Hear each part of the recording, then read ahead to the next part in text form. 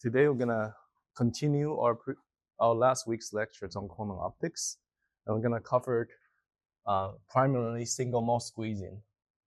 All right, and hopefully we'll get to the GRA experiment, and we'll be done. Last week, I told you that you could think of a field as an harmonic oscillator, right? And when you have a field, actually two fields, two harmonic oscillator, and there is so what was the picture last week? So it was like this. It breaks into two photons, two low. And so I said we have a higher energy pump photon. So high energy. And this is low energy. It breaks into two low energy photons, right? Low energy, low energy. Correct? Remember? And this process, what's going on here in the BBO crystal, is called parametric excitation.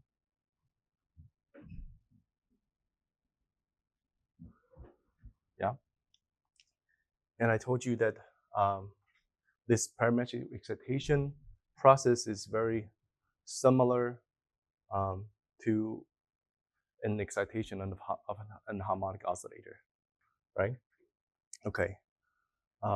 Today I want to start a lecture with just give you a little more details on how this process goes. So I'm going to start with the wave equation. Okay. So we know wave equations are like this in free space, correct? All right. In the media, does anyone know how does the wave equation changes? Yeah, in the media, like in the material. We know that light slows down in the media, right? So that should reflect on the wave equation. Right, yeah, something changes here. Okay, because you know that C is equal to this, right?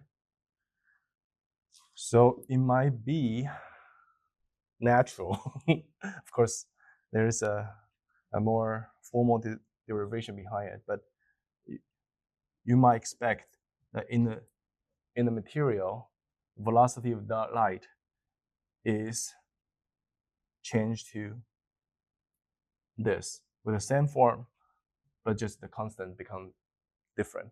This is called the vacuum susceptibility, and this is the vacuum permeability, right? In the material, we have the electrical induced dipole, induced electrical dipole, and an induced magnetic dipole. So those the effects from those induced dipoles comes in to here. They changes the constant, and thus change the velocity of the wave. Yep. All right. So let's change this to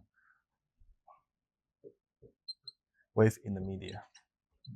So wave in the media looks like this. The effect of the dipole-induced response, all that is included in this constants. Okay? Now, to be more specific, how does that happen? We know that the dipole are the linearly induced dipole are like this, right? Last week we talked about this. All right, but if you wanna, okay, so basically, this is the new constant. Okay. Now, if we rewrite this, I'm kind of doing this backward, but I think it's easier to understand this way. So so say we don't have induced magnetic dipole in our material. Our material is basically non-magnetic, so it doesn't do anything magnetically. So then we'll just keep the vacuum permeability constant, and then we will just use this. But now let us replace this by P.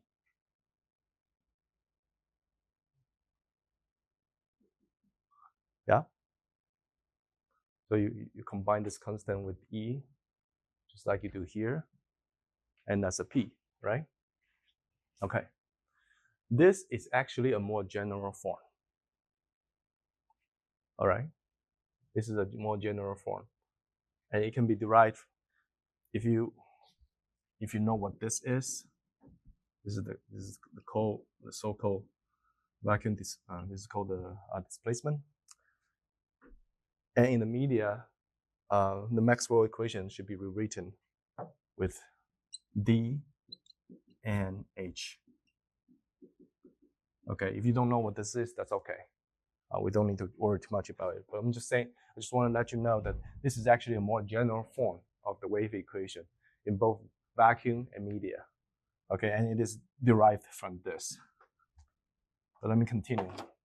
This is more general. Why is it more general? Because when the material responds to the electric field non-linearly, we can still use this. Okay, so let's just take this as our starting point, and let's write again P in a more general form. E to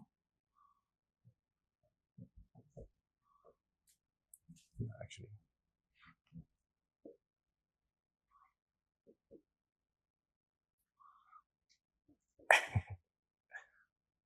Yeah, this is kind of stupid.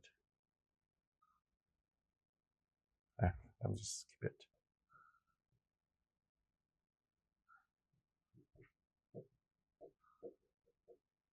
Okay, let me expand it to the third order. These are the second and third order are the most important nonlinear effect in optics.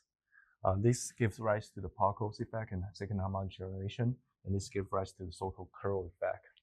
Okay, so that's a more advanced topics in nonlinear optics. You don't need to worry about it, but I just wanted to let you know that this can have many higher order terms, as high as possible, as high as you want, because this has to do with, like, remember we talked about this last time. This has to do with the lattice, like how the electron move in the system, right? If it's moved just slightly, then it's basically experiencing the harmonic potential. If it's moved further, then we'll start to sense the lattice, right? And the more you move, the further you move, the more you sense the lattice. So the lattice structure will comes in a higher order process. Okay. Now I just want to briefly say that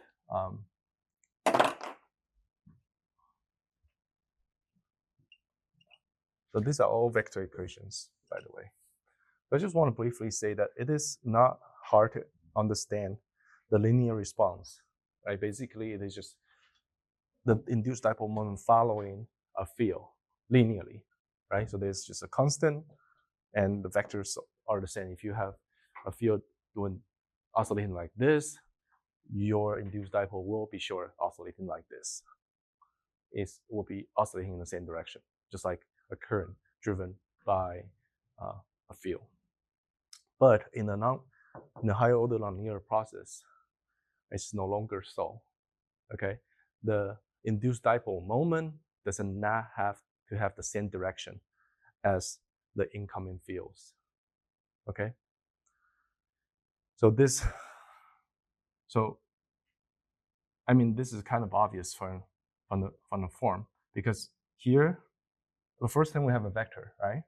So that means the field is important. In the second term, we will have two vectors. how do you combine two vectors to make another vector? Well, you can do like outer product, you can do stuff like that, but it's kind of absurd to do outer product between two E field. There's no really good reason for it, right?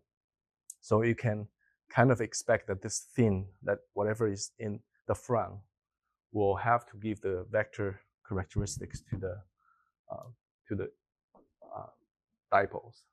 Okay.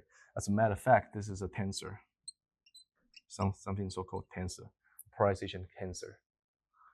Okay. And how tensor work? Well, it's all very complicated. Even I get very confused. But basically,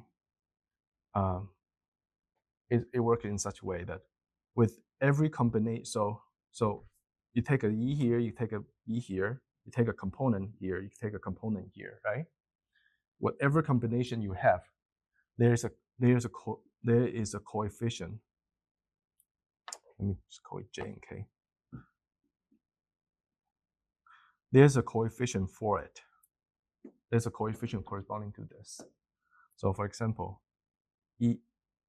so if I label the E field X and Y component, XYZ component as 1, 2, 3, then, so say, if I take the X component of E1 of the first field, let me just call A, and the second component of the second field, or this could be the pump field, it doesn't matter, okay? So this is the X and this is the Y. So there will be a corresponding coefficient, nonlinear coefficient for that, okay? And this, and for every, so P1, P2, P3, so this is the XYZ component of the polarization. For every polarization, it does this. It does this. Therefore, there is another index here. So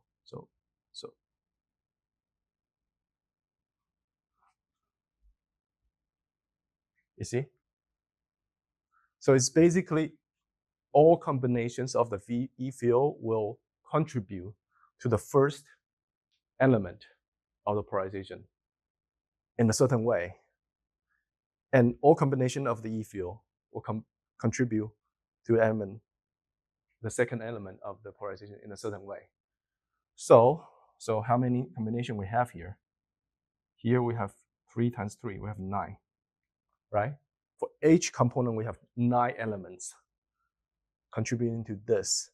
9 elements contributing to this. 9 elements contributing to this. In total, there are 3 times 3 times 3, 27.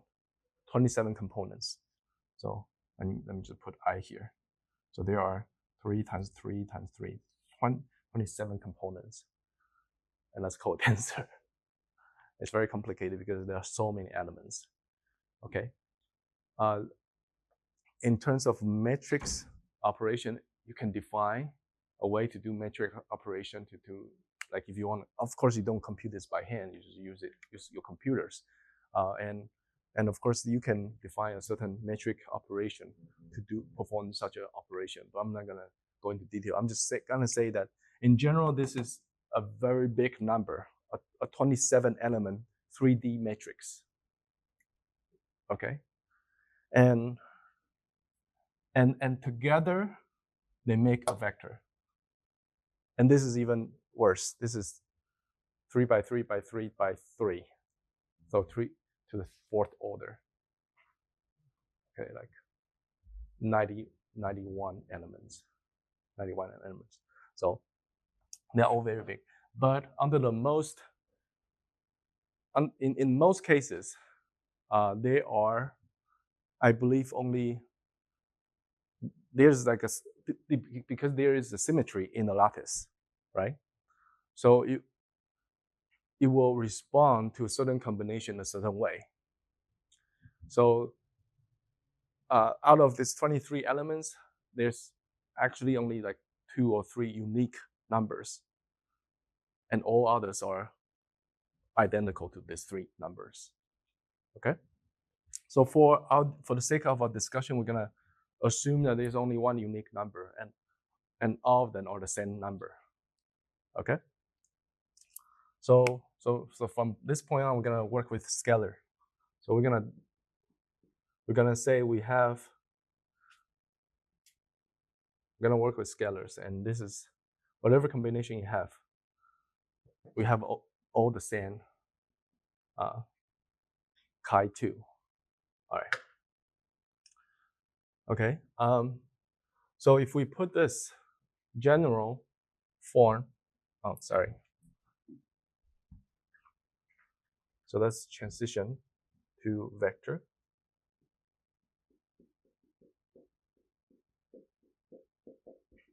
E. Actually, I'm just gonna write E squared and E third. Okay, so this is our simplification. Otherwise, it's become impossible to teach it. Let's put this back. Sorry.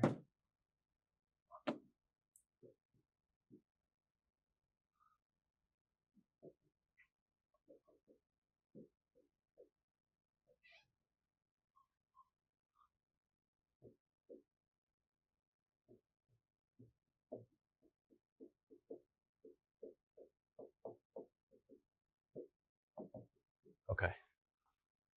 All right, you see that? So we just basically put this back here. This is just the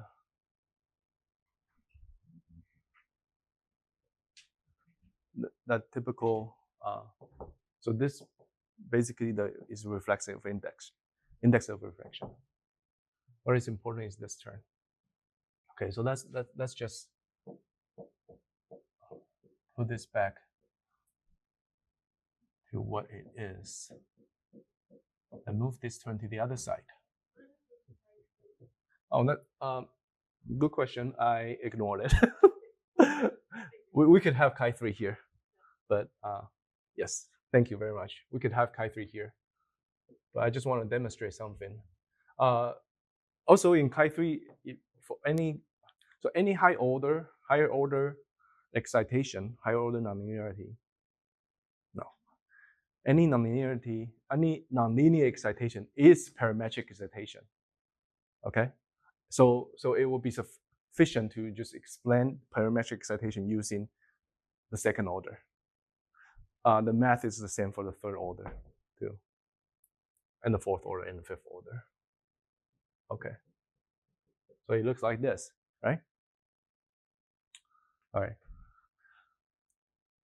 Now, this is again just like we had before. This describe field in the material. That's important. That's important. Field in the material, because the K changes in the material, right?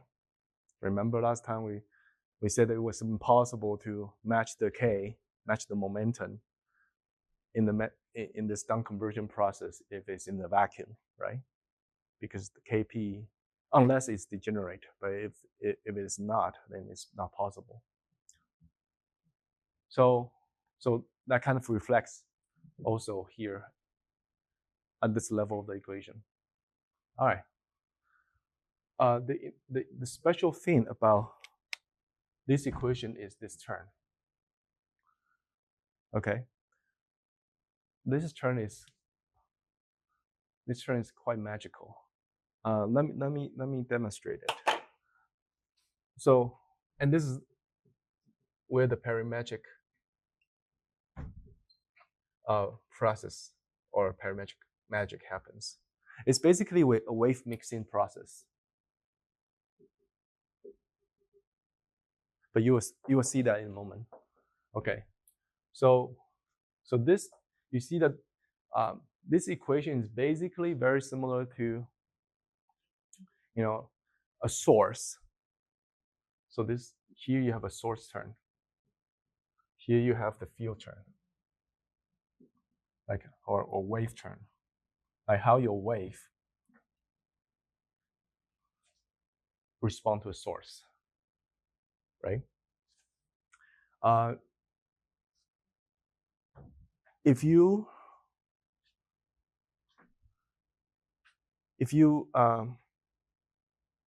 let's see.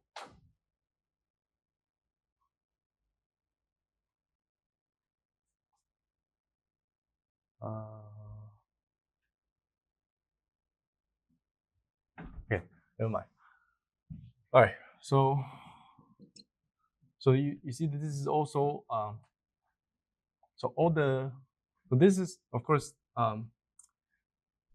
the derivative in space, and this is derivative in time.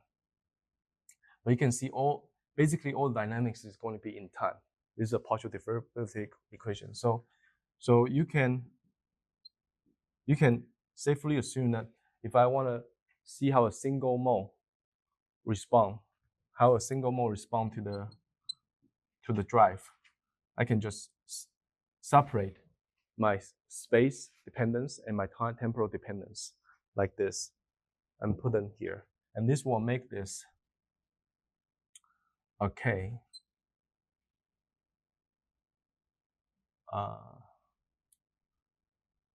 right, K squared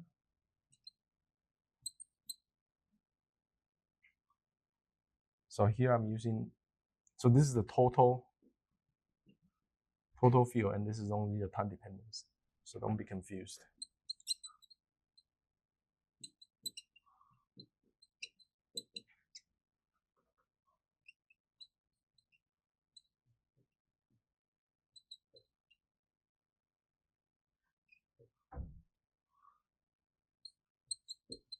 Okay, and I have, so this is a partial derivative, right? So I can take this out, e exponential ik x exponential ik x and eliminate all of them in each term. So you're left with this. Okay. Now this is 1 over v squared. This is 1 over c squared, right? So when you put this here, remember this is the wave vector in the material. So when you combine this with that, it becomes the frequency. The frequency doesn't change in the vacuum and in the material. So this is the okay. So in the material you have V times K. In the vacuum you have C times K naught. The frequency doesn't change. Okay. We're almost there. So this throw it here.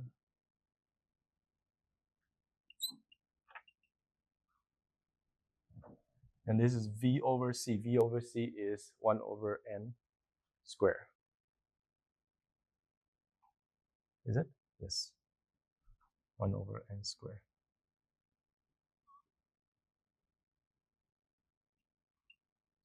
Okay. Okay, we're getting there. Because what I want to show you is an equation of harmonic oscillator. Okay.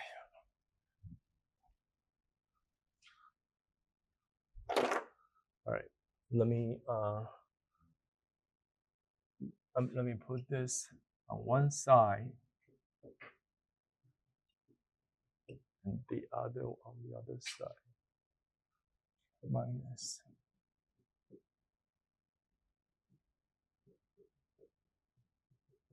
Okay. Yep. That's our equation. So this is a very important equation in nonlinear optics. Okay, this tells you for a single mole,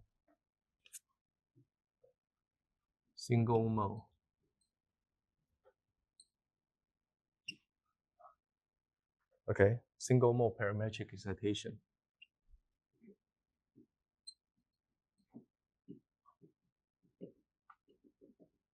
Okay, so what you see here resembles an harmonic oscillator. Remember, we have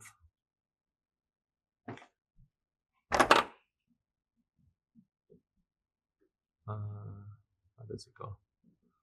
Like this. This is m. This is 2, and we have square minus x, right? No, or do we?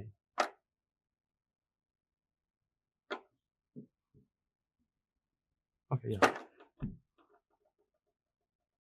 Oh, we don't have this. Sorry.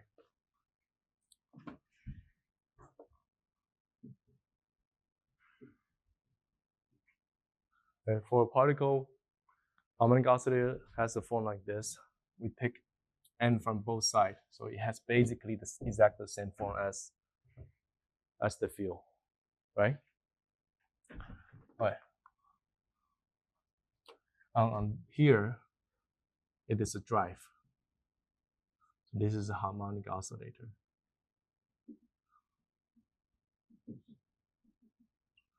Okay.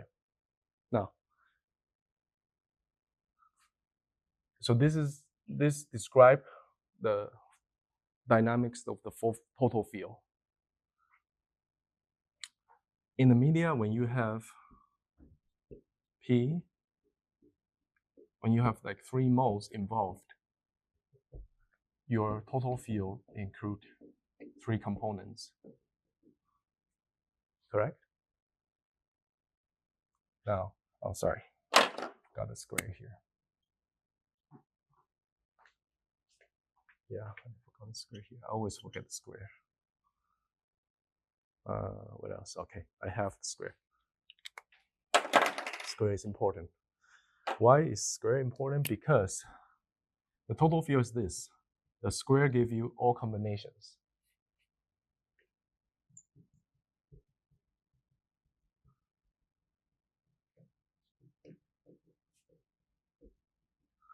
Okay? We have, of course, this terms, right? And we have other terms. How many unique combinations do we have? 1, 2, and 2, 1 are the same.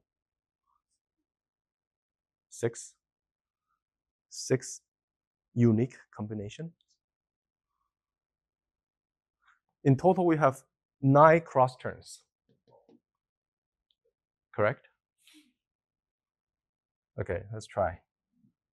1, 2. Yeah? This is 1, 2. 1p. Yeah? 2, 2, 1 we already have. 2, 2 we have here. 2p. Right? P1 we have. P2 we have. PP we have. Okay, so only 3 unique combinations, and of course you have the coefficients in front. Okay? Now, what I want to emphasize is, remember we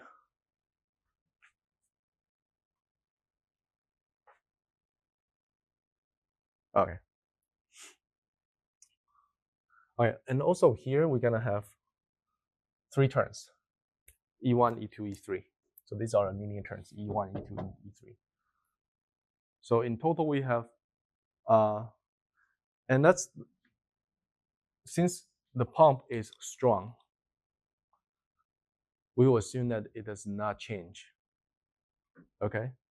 Through this term, of course, we know the energy is converted from the pump to the other fields. But now we're gonna assume that we have such a strong pump that it does not deplete. Okay, it's like a big gas tank, and you only fill it with, you only like take a small cup from it, right? All right, so we have 2 equations.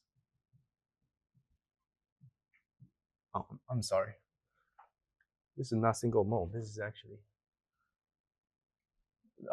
this can work with even 2 modes.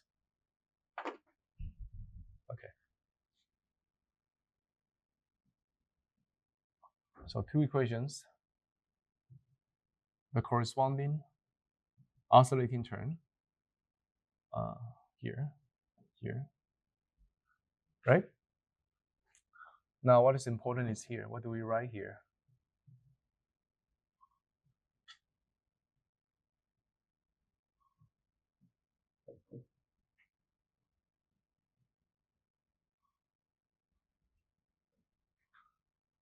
Of course, we're gonna write all 9 terms. Oh, right, you're right. There are 6 cross terms. In total, 9 terms, 6 cross terms, and 6, 3 same terms, right? And out of the 6, there are 3 unique ones, okay, because of the interchangeability. All right, so in principle, we're gonna write all 9 of them here.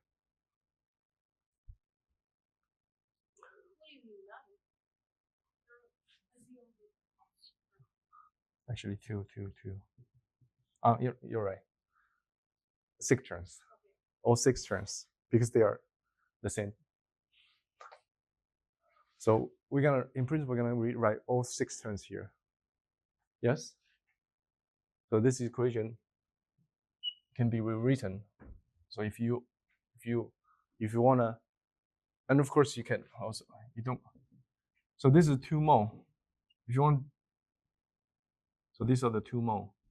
If you want to discuss 2 mole parametric excitation, you do this. 2 mole and a pump. If you want to do 1 mole, you can do that too. 1 mole and a pump. Single mole. Okay. In this case, we have the degenerate excitation, the degenerate case where you have same color, same mode, same direction, like we discussed last time in our quiz. But here we're gonna do 2 mole because it's more general. You can make one of them 1, then it becomes 1 mole. Okay, so let's do 2 mole. Can we do 3 mole? Not really. Yeah, you will see as I work out this part that this is where the magic comes from. Okay, so as we put in these terms there, you see that this is a nonlinear equation, right? And it's very difficult to solve nonlinear equations unless you do it numerically. To do it analytically, probably not possible. It doesn't have a closed form solution. So what we can do, the next best thing we can do is to use the perturbation approach. Perturbation approach will give us not the full answer, but the answer it gives us will be sufficient qualitatively. It'll give us a qualitative you'll give us the qualitative behavior of the system, but the quantitative, the exact quantitative value you have to solve with computers. Got it? Okay. So we're going to use a perturbative approach. Let me rewrite this.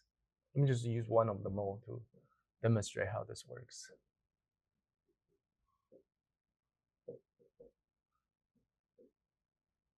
Okay, still a lot. Okay, so this is how you do perturbation. So you just basically have first order, and you denote some kind of parameter to label, dimensionless parameter to label to go with your different orders. This is just labeling. Okay, so this is a perturbation approach. Yep. So what you do is you put this to the equations, and you expand it according to their perturbation order. You group in them according to this small number. So what will happen is the 0th order will have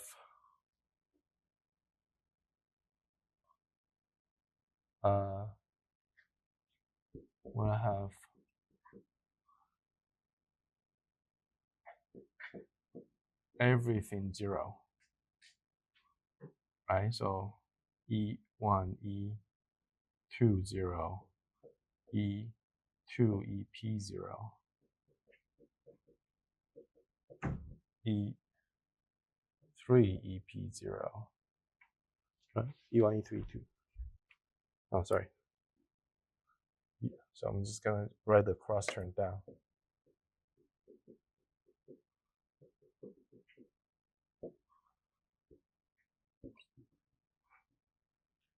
Right? Now, since we don't have any field to start with,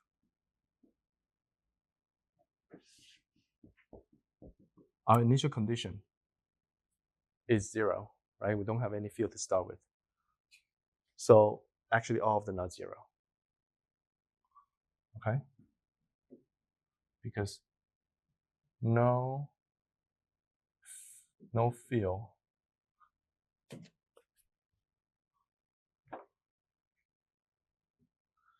except for one, we do have this. We do have this. Right? We do have this initially. So all the cross terms are 0 because we don't have field to start with. The square terms, this is also 0, this is also 0, right? We have this that is non-zero. Okay. Will this do anything to my field amplitude? Let's see. This. So since we are assuming this as external drive, it's non-depleted, so we're gonna ignore its dynamics. We're just gonna assume that this is.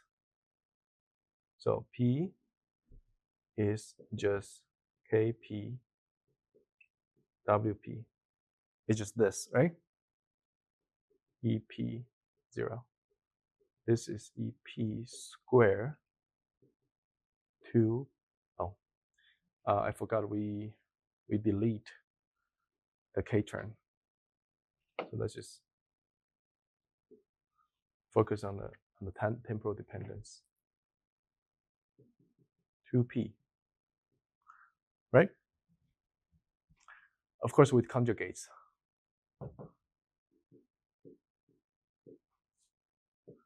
Now, this is a time-dependent term. So after the second derivation, it's something like this, times some kind of a coefficient, right? So now you have this term times a coefficient times a drive that is oscillating at 2 omega p. If you have a harmonic oscillator that is resonant at omega 1, okay, and you're driving it at omega p, which is a higher frequency, much higher frequency, will you do anything to the harmonic oscillator? Can you excite it?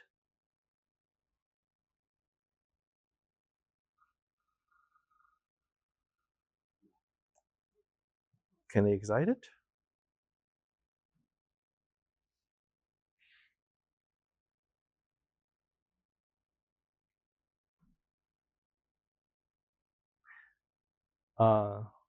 Well, it can drive it, but not excite it. By excite, I mean resonantly driving. Okay, so the field does follow it. Right? Remember that harmonic oscillator, when you have an off-resonant drive, it does follow it. But the energy doesn't really go into the system. It does not accumulate. that energy. So so that ignore the damping part. When you have a harmonic oscillator and you have a resonant drive, when the drive stop, the harmonic oscillator continue to oscillate, right? But if you have a non-resonant drive, so you give a pulse and the drive is non-resonant, it will follow your drive as long as the pulse is there, but when the pulse is gone, it will stop. Okay, so the trajectory goes like this. So this is the resonant drive. So this is your pulse. Okay, your pulse, when the pulse is gone, it continues to oscillate. But if it's off resonant, the drive goes like this. It goes like this. When the pulse is gone, the oscillation also ceases. Sorry, I should label this differently. So this is the pulse, this is the pulse, and this is the trajectory of the harmonic oscillator. Okay, so a non-resonant drive does not put energy in to the system. And that's why I call it, it's not exciting it. So you can see that this omega 1 and this drive frequency 2 omega p are very different. 2 omega p is very high, at least 2 or 3 times higher than omega 1. So actually, at least 4 times higher than omega 1. So it will not drive it resonantly. Okay, so this won't do anything. Okay, so this is 0 because it's non-resonant. No, it's not 0, sorry. We are gonna discard this because it's non-resonant. It's not gonna do anything. And we discard this because the initial condition is 0. They're discarded for different reasons. Okay, it's important to keep that in mind. Okay, how about the first order term? The first order term is more interesting. Okay, still the same. The homogeneous part is the same.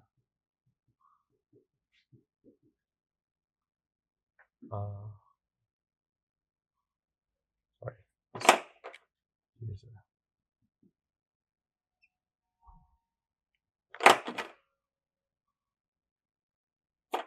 Square.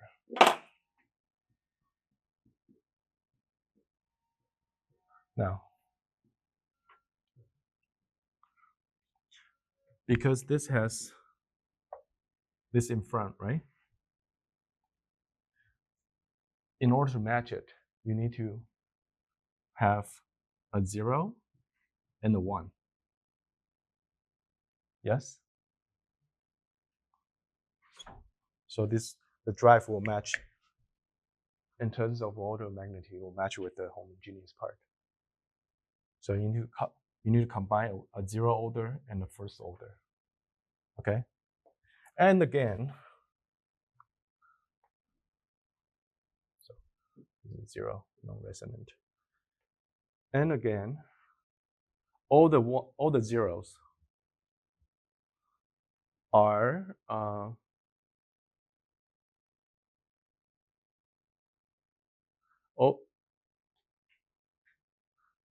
okay, let me just do this. So there's actually a lot of combinations.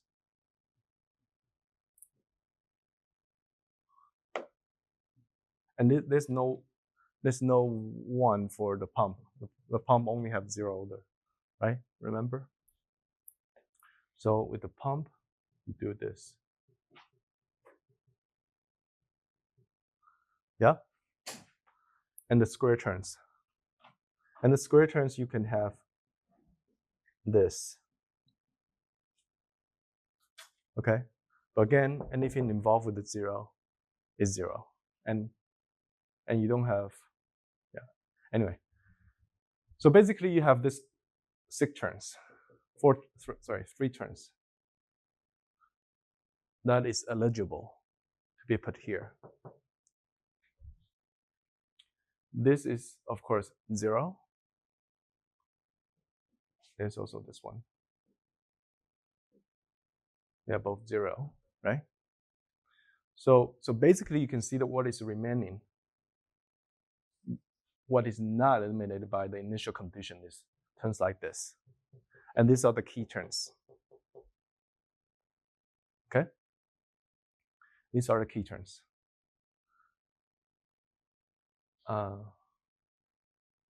Let's see.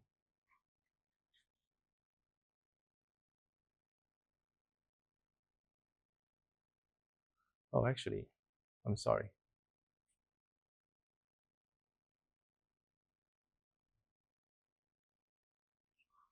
Let me.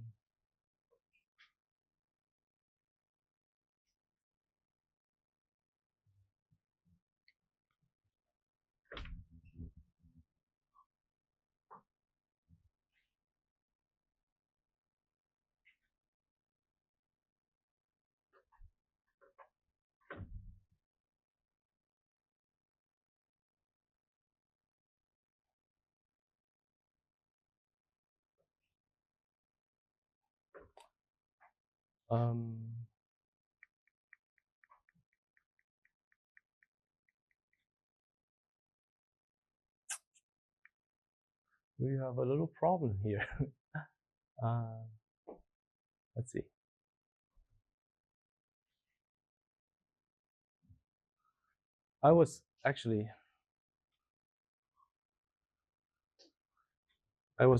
I need to use this term. Okay.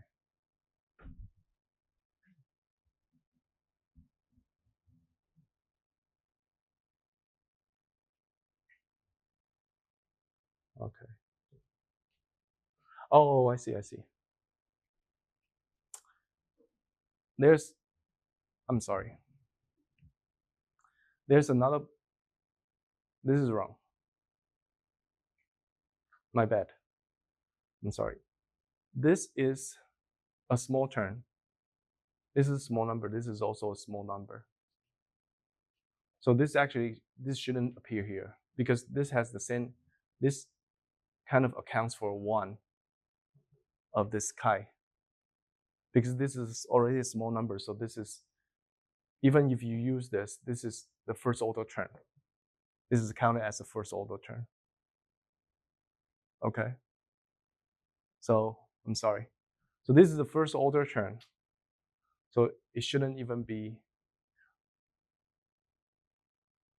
Oh. Okay. Sorry. It can be there because this is, although this is the first order, this is the first order term. This is the first order term overall. This is the smallest term you can have from this bracket. So that is the 0. That is like the least you can have. So it's okay to put it here. But now when it comes to here, this is 1 chi, and so all these terms with the first order in it, it has a chi in it, right? So together they are the second order term. Okay, so you can actually, we shouldn't even write it here. It cannot be. This does not match with this, so they shouldn't be here. But the 0, 0. Let's come back to this. The 0, 0. They can.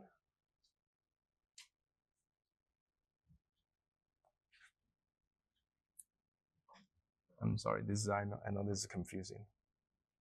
Let me just rewrite this. I was wrong. My bad. We cannot match it because this is the. Yeah, we just cannot match it because the order of magnitude doesn't match. Let's do it again. This time I'll do it fast. I'm sorry if this math is very cumbersome. I'm already trying to do as least as I can. All right. So this is the zero order.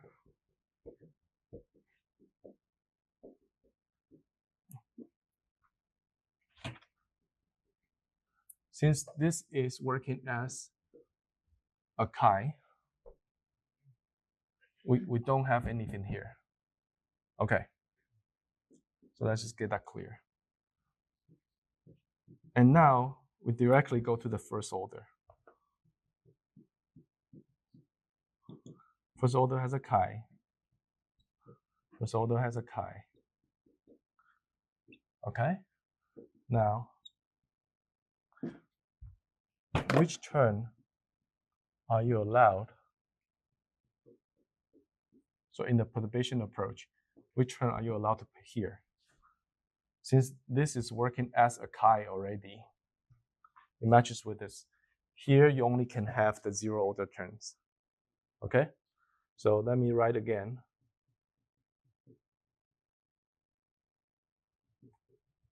And this will bring us to a very nice point on spontaneous parametric down conversion.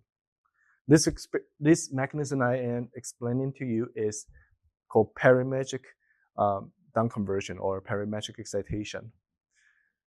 But in the experiment, we have the spontaneous parametric down conversion, right? Where does that come from? I'll tell you in a moment. 2. So this is 0. This is 0.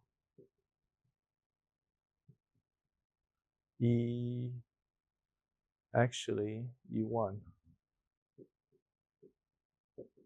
E2. Okay. So we also have the square terms. I'm going to write all of them out. Okay. So basically, all of them are the possible combination we can have here, regardless of the initial condition. Okay. So these are the all possible combination we have according to the perturbation orders. These are the zero order times a small number that matches with this. Okay. Good.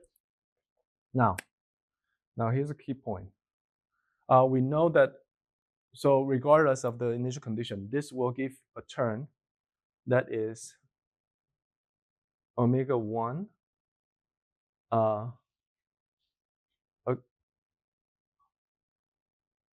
T, and this will give a term that is plus minus, actually, plus minus, right?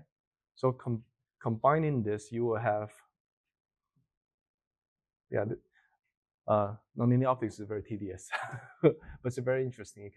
It has very, very many interesting phenomena, but the math is very tedious. So this can have two frequencies, right?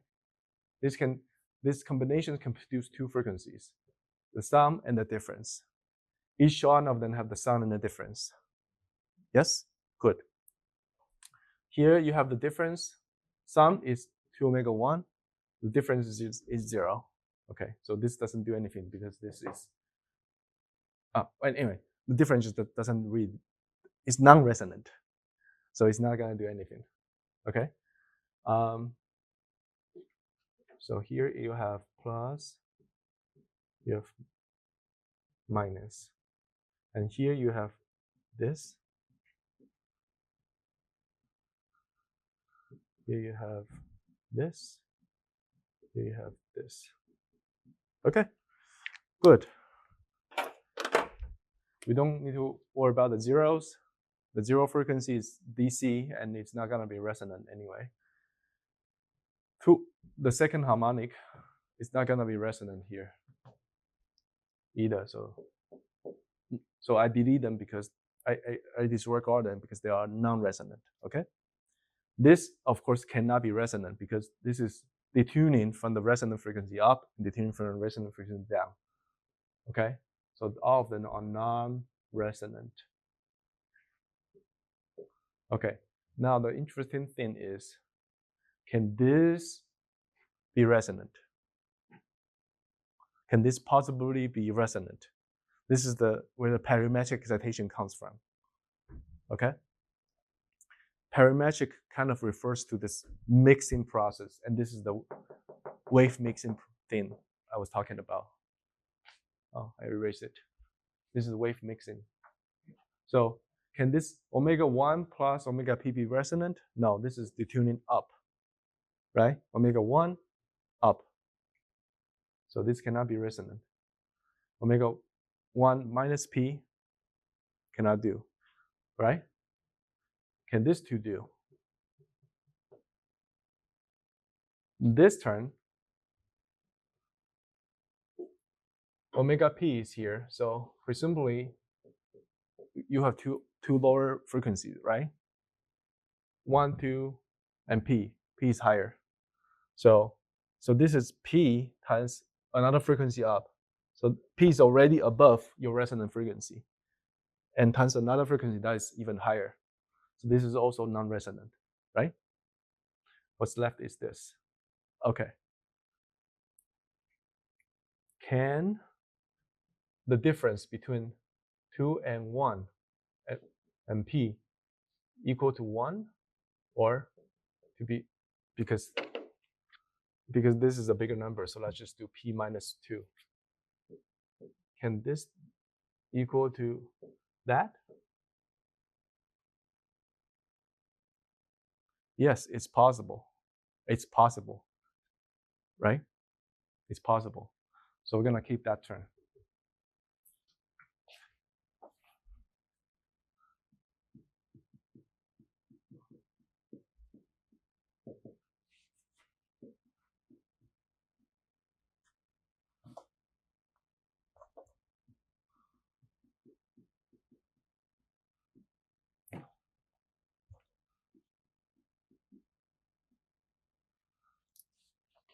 By the way, so this is a small number, but this is only for labeling.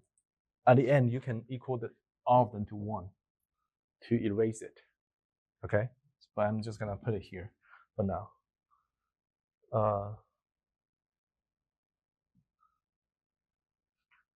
So this is the combination.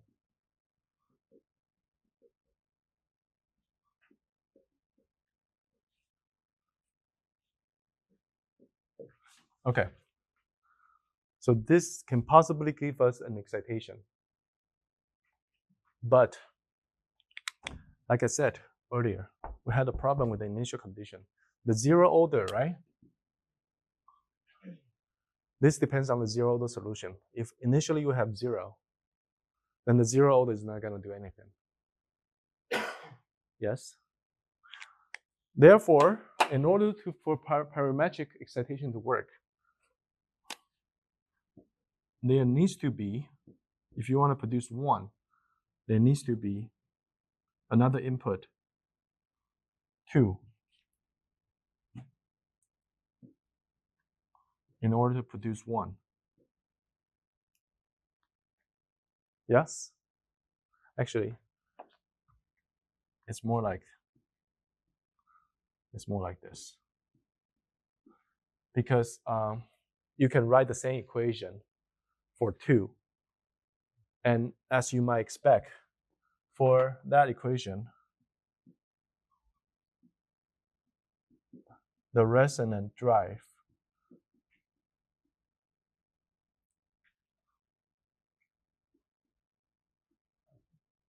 let's see,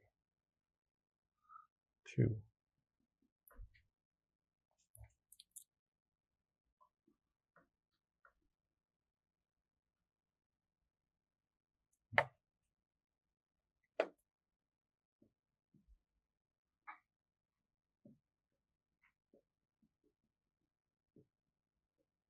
For that equation, the resonant drive is the combination of E1, EP. Yes? It's symmetrical. So this together give that, and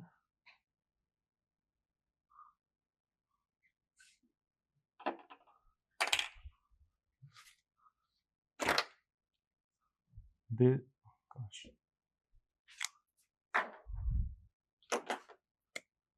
This together give this. Okay. So if you don't have any input on one, you cannot produce you cannot excite omega 2. If you don't have any input on omega 2, you cannot produce omega 1. Okay, so this is the parametric process. So in optics experiment, if you want to, it's actually a three-wave mixing. If you want to produce this color, you need to put in 2 colors, and then this beam will, so part of it will mix it with that and produce omega 2, and the remaining of that will stay in this bin line. Okay, so that this is basically how it works. This, yeah. So okay, so this is all very cool, very complex. But what's the point here?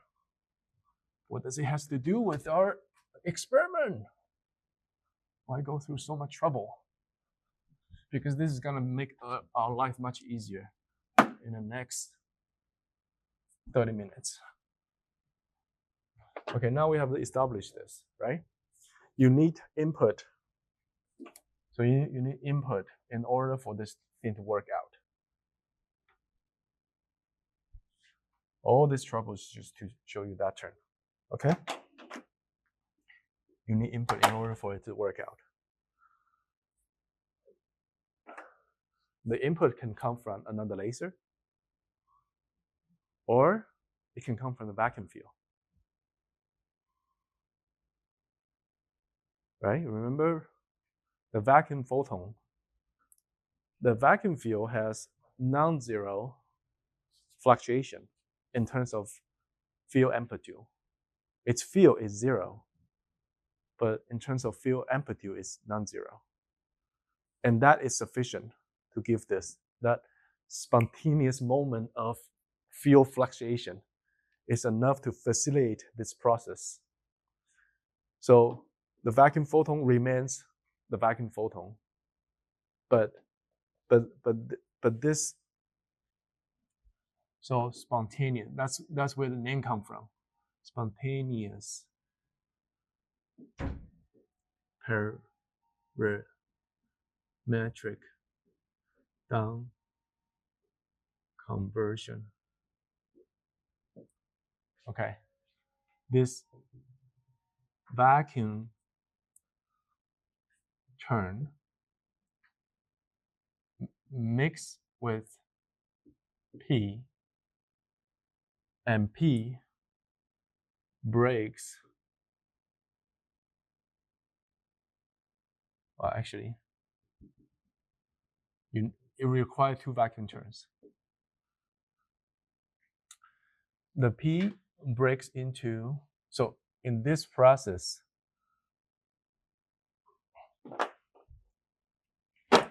the vacuum turn remain vacuum, but omega 2 is excited, right? And so that's this process.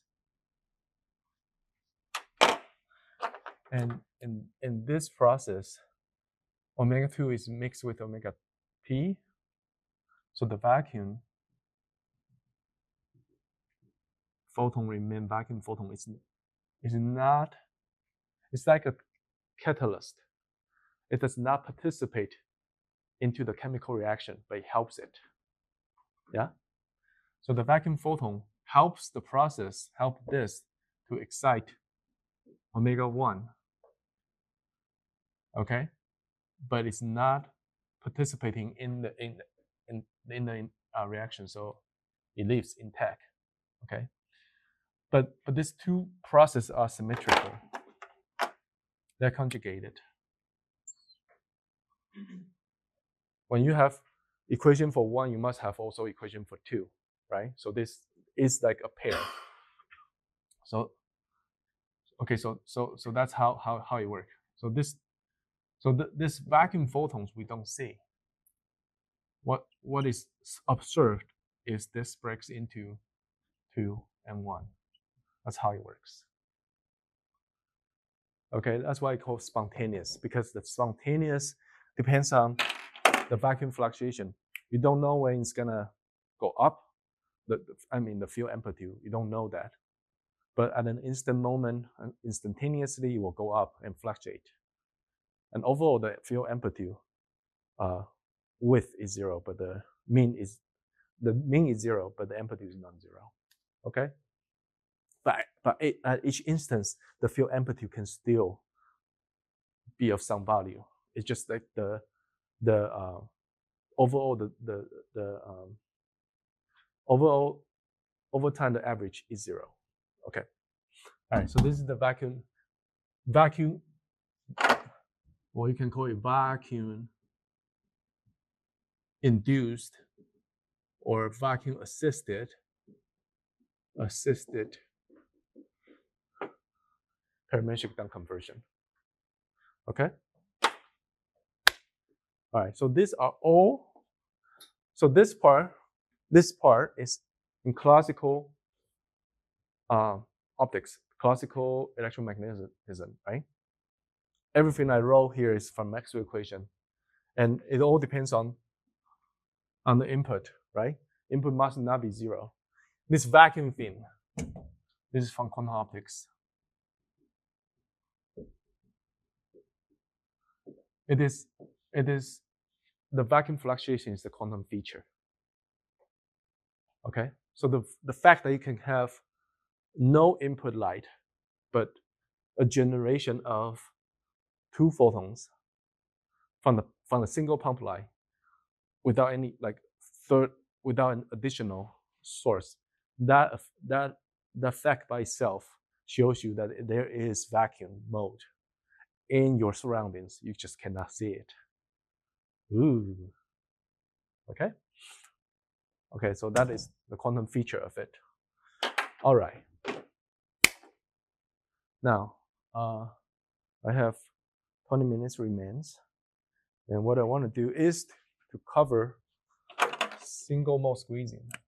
Okay, now we have this foundation. It will not be hard to discuss what single mode squeezing is.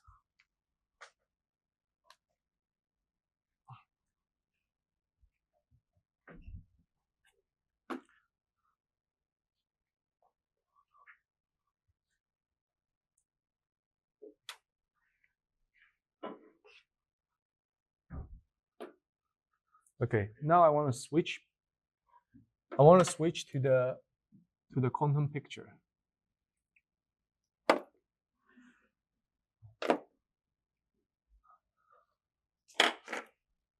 Now I'll switch to the quantum picture.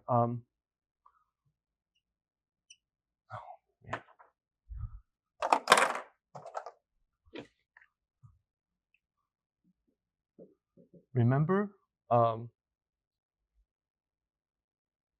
Okay. Let me take one step back. So, I told you that earlier we have E equal to 1. It could be 1 feet. So that is single mole, and this is 2 mole, right? Okay. I wanna. So after we have explained this, I wanted to discuss the simplest case, the degenerate case. So in this case, this P just breaks into 2 mode that are two photons that are of the same frequency, they are of the same mode. Okay. So let's discuss this because the quantum treatment is simpler. Okay. So in the previous lecture we have talked about the Hamiltonian of electromagnetic field. Yes? Do you remember what that is?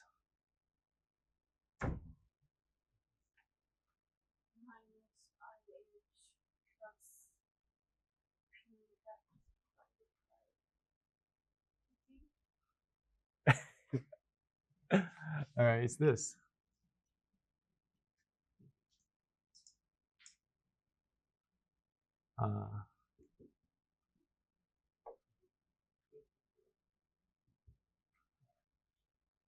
Right? That's the vacuum. Sorry, that's the field Hamiltonian. Now, and this comes from EP, E and B, right? When the field is interacting with the media, with the material, the interaction term is this. This is the dipole or induced dipole, and this is the field that is corresponding to this. Oh, sorry. No, sorry, this is the total field. So whatever field that is. Okay? And from our so this D is the same as our P earlier. We just use a different notation here in quantum. This D is it's basically this.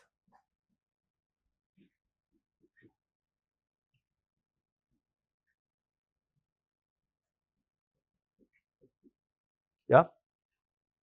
Okay. So from our previous discussion, all of them will come in. And now we are considering E as E1 and EP, right? And you can probably see that not all of this term will be effective in terms of driving and excitation. Okay, what will be effective is this.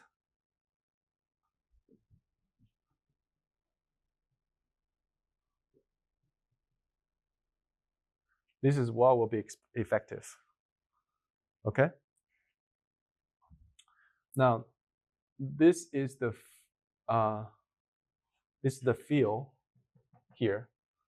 So this is 0. So together, they give. There's probably some constant in front, but we don't worry about it for now. EP. Okay. So together they are like this. And we know that here, screen. I want to use black.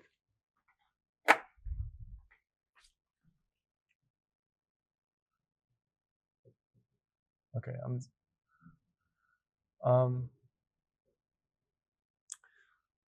so in this condensation process, after we find out about the operator, if we redo the math again with this knowledge, you'll find that this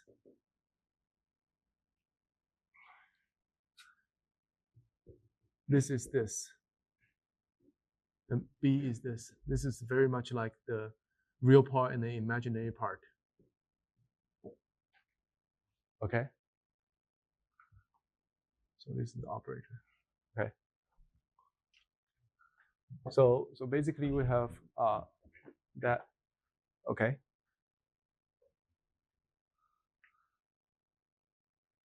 And this we will keep as because it's not depleted. There's this thing called parametric approximation in quantum optics. Approximation. I mean, formally you have to do this,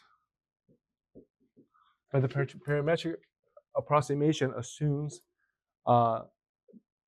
your field is in a coherent state. So alpha is in the coherent state. And coherent state is an eigenstate, it's not depleted. it will not be depleted by the lowering operator, right?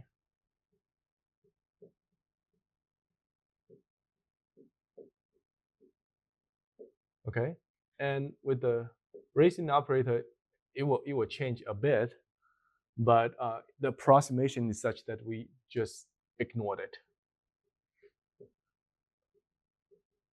So this is exact, but the approximation is here.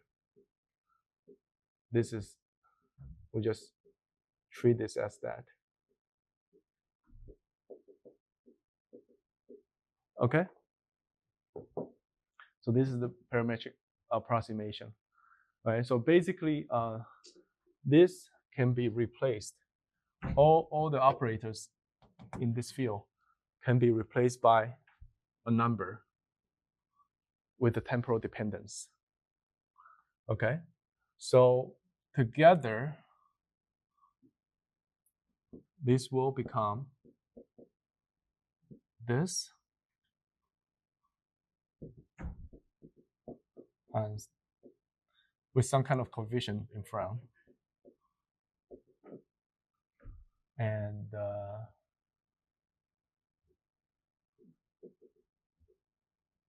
this and that.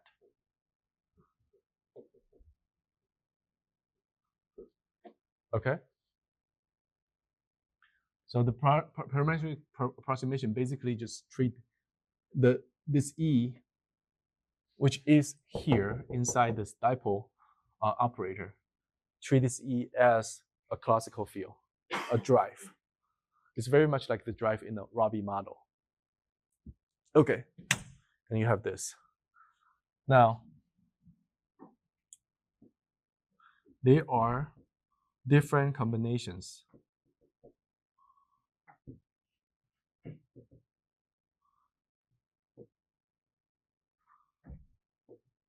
Okay, there are different combinations. And if you are like me, very bored in the middle of the night and you want to pick up your pen and then do a 20-page long calculation, then you will find that at the end of the road, you will find that these are not resonant terms. Okay, only these two will be resonant. Okay. The quick way to explain this is, and this is like a 30-second version. If we switch this to the interaction picture and illuminate and erase these terms, then all the operator will have a frequency attached to it. Basically like this. Okay? And these terms will have the frequency cancel each other, right? And what is left is this. And this cannot drive the system resonantly because the system now does not have, in the interaction picture, the system now does not have a homogeneous part. So the resonant frequency is 0. Okay, so when you have an oscillated term like this, it does not drive it. But here, you will get terms like this, right? And then this combined with this frequency, they will cancel each other. So all the oscillating temporal dependence will be gone, and this will resonantly drive the system. Okay, so this is what is important. Okay, so so with a 50-second explanation, we are left with these two terms. We throw away. So see, in quantum optics, it is the same. Like in quantum nonlinear optics, it is the same as the classical nonlinear optics. You need to look for the resonant contribution. Otherwise, there are so many terms. And basically, the thundable rule is that you need to either cancel the frequency completely or cancel it to just the right amount so that the remaining frequency is resonating with the system, depending on which equation you use. Okay. But let me just write this square. So after the cancellation, blah, blah, blah, you can, okay. Let me just keep it in its original form.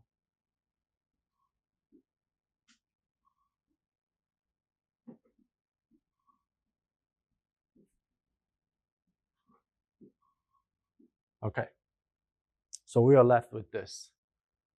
Okay, and then, so this is the original form, and if we do the interaction picture, blah, blah, blah, blah, then we will have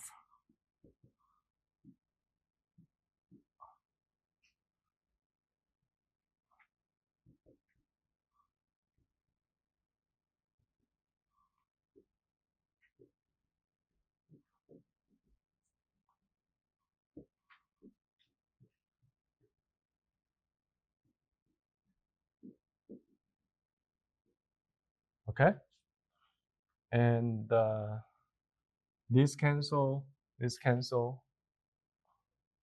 so you throw away a few more terms, and you're left with this.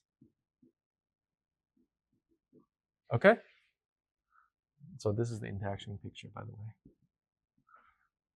Okay, so now your photon Hamiltonian reduced to this effective form.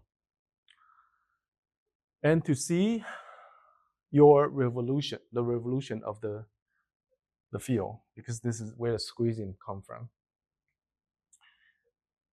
Remember, we have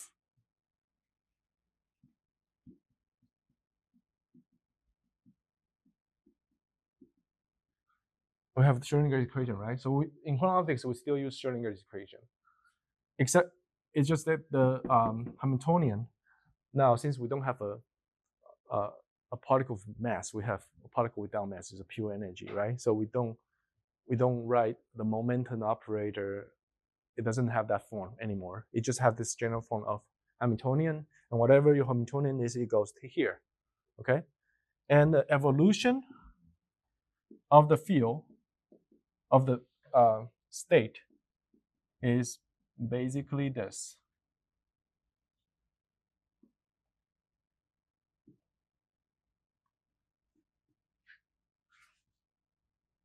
Okay.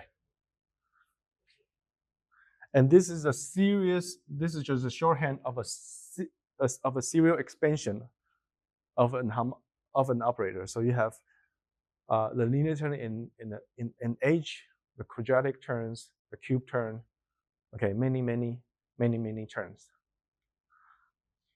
Okay, but let's write it as this. Oh, actually.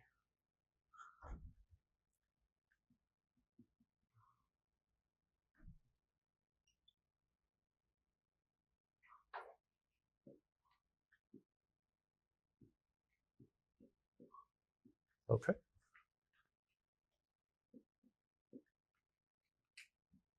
Okay. The initial state that we're gonna take is the vacuum state. So this will be the vacuum state. And this is an operator that works on the vacuum state. Okay. By the way, when you have lasers, it basically works the same way. The field, the interaction turn. Now this is the linear turn, and this is your pump field, right? And this is your target field, right? And the pump field here is not really a field. It's basically a current driven by the source. So anyway, this is a linearly induced dipole tunnel, and this oscillates at a certain frequency, and this will, by all this same math, it will go to here, except here you have a, not a square. You have a dagger instead of a dagger square, and that is, so you will have something like something very similar. something in this form. Let me just write alpha. Alpha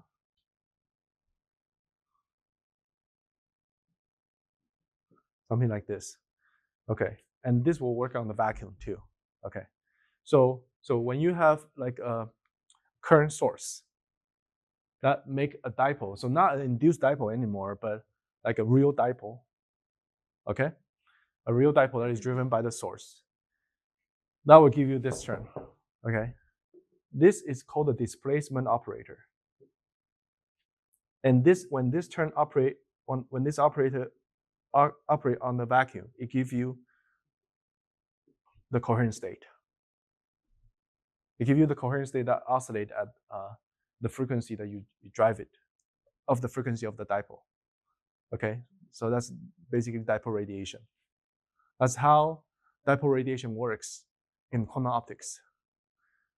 So through the same math, through the same mechanism, you look for which one is the resonant one, and then you bring it in, and at the end, it will all come down to this, some kind of operator, a square a, like this, and they'll all work on the vacuum.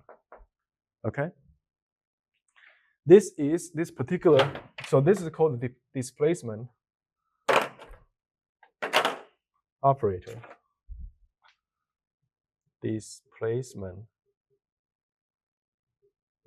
operator.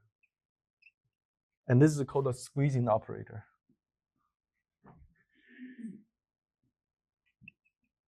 And it will become clear what this displacement and squeezing comes from. It comes from the phase space representation. Okay, but just know that this is called the squeezing operator. All right.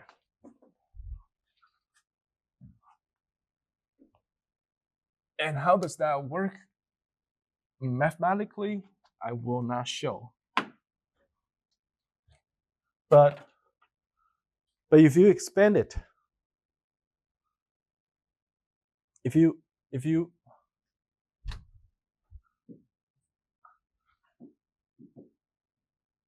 so I'm gonna just do this.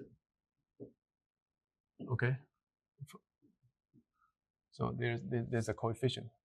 If you expand this, you have the linear term. You have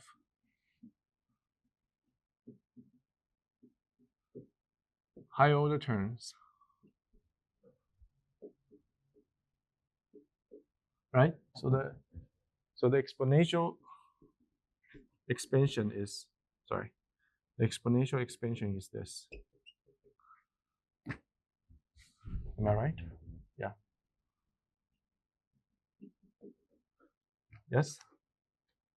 So if you have an operator there, you expand it the same way. You should do this, okay? So this is the mathematical recipe. I don't know why it works, but mathematicians prove that it works this way. For our convenience, everything have the same formality. Okay, now I want you to see that this will raise this to 2. This will raise this to 4 and 2. And this is 6, 4, and 2. You see that? Because we have the raising operator to the second order, the raising operator to the fourth order. This is the raising operator to sixth order, right? And every term is in unit of this, and this is an even order. So you only have 6, 4, 2. Okay, so basically, so 0, of course there's 0, this is 0. So you can imagine that from this, the superposition state, you have some kind of coefficient, and you will only have the even numbers.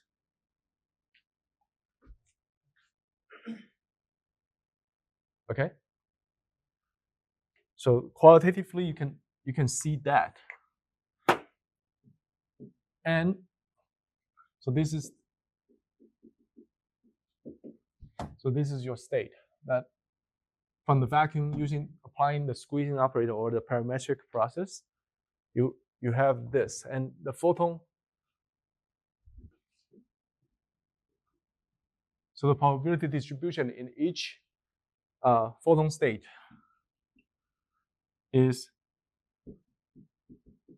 Cm squared, right? And this only take value at even numbers. So 0, 1, 2, 3, 4, 5, 6, 7, 8. Yeah? So this only take value here, here, here, here, here. Okay? And as you can expect, so there are some kind of coefficient in front, right? So with each order, you have the coefficient, the small number coefficient at a higher order. So that means the probability from this, the probability, whatever amplitude that is contributing to this, is gonna be small, right? So 6 appears here, start to appear here. Fourth, 2 already.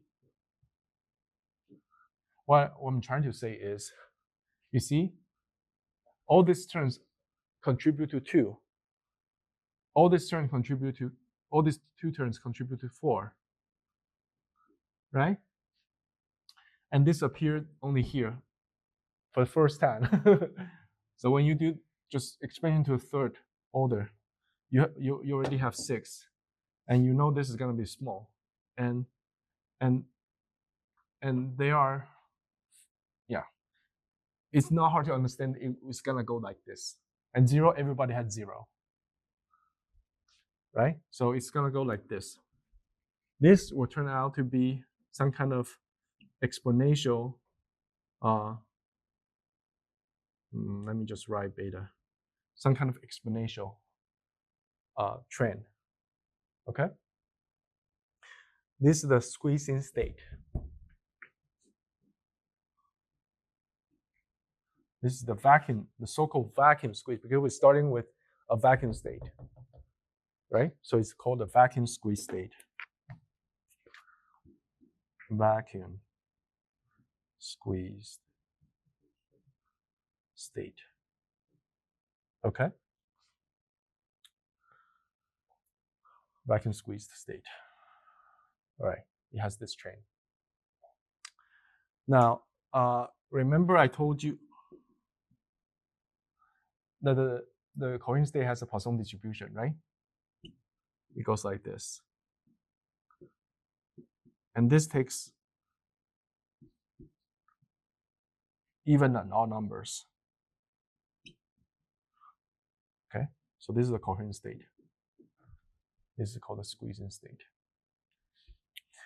I just want to say that this is the coherent state. And the coherent state here is generated with the displacement operator. Okay, so you see that the operator, when they have different orders in E, they generate different the photon distribution has different characteristics. Yes? Okay? So this difference in the photon distribution can only be seen by the second order correlation measurement. So you see it's all coming together. Yeah?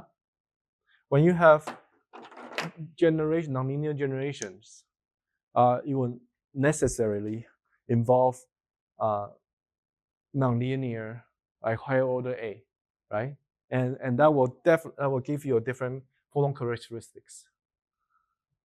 So if you generate any light from a like second harmonic generation, whatever, any nonlinear process that generates light will necessarily have a different photon characteristic, different photon distribution than the coherent state, because this is generated from the first order process. but without using the second order coherence measurement, the second order, the correlation measurement, we cannot see difference between these two. Okay, so just coming back to like how do we see the quantum coherence? The quantum coherence is here. Yep. Okay. Now, last remark is, okay, we have already exceeded our 90-minute limit, but I want to actually I want to continue. I want to just have another 10 minutes. I just want to have another 10 minutes to finish this lecture. So the next time I can come back to the MV Center lecture, quantum spin lecture.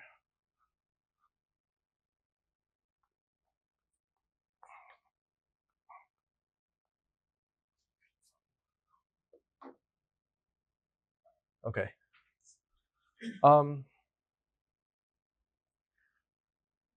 Remember that I said that the field Hamiltonian is very much like the oscillator Hamiltonian, right?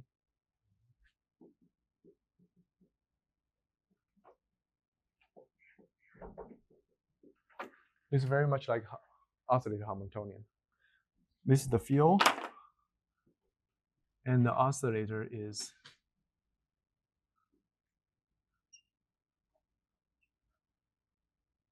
I'm just gonna use different color. I'm not gonna use this different notation. So this is particle.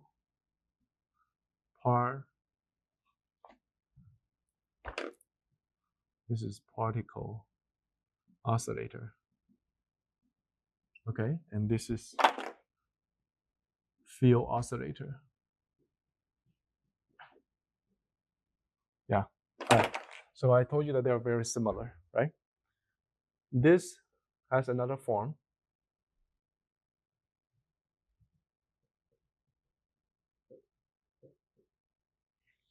Right? It is possible to write this also in this notation.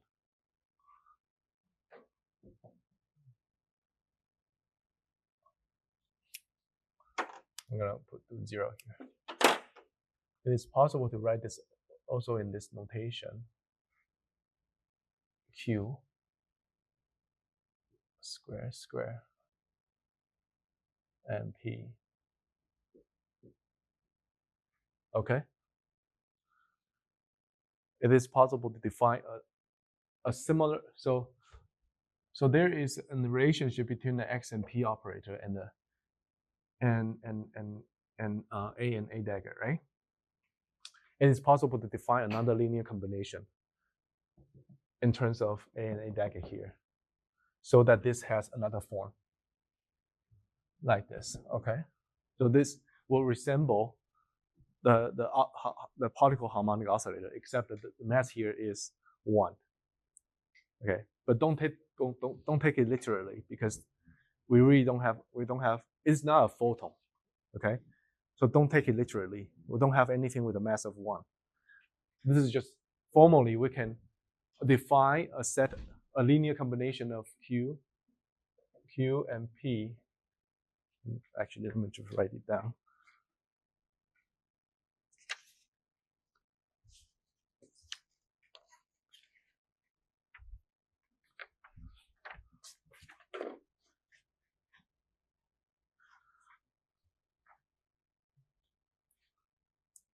Q is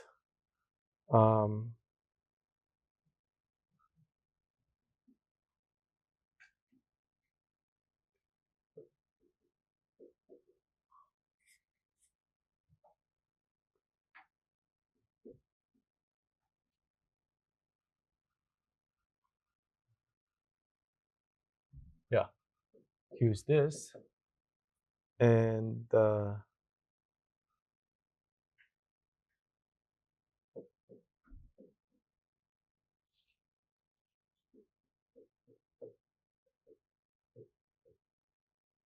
no,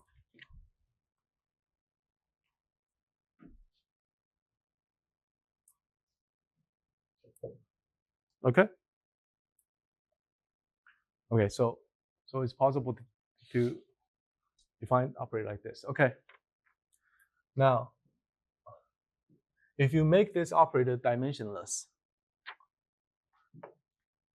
okay, so this is H. Okay, forget about it. If you make it dimensionless,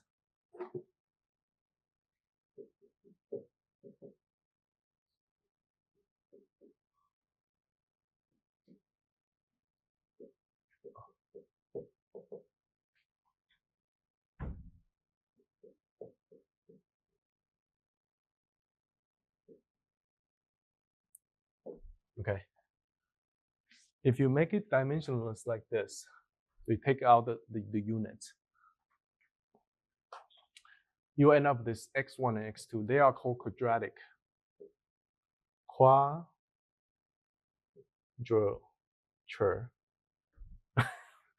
Not sure how to spell it. Quadrature operator. Okay. Quadrature operators. And why do I want to bring it up? Because the quadrature operator is basically the E and P operator.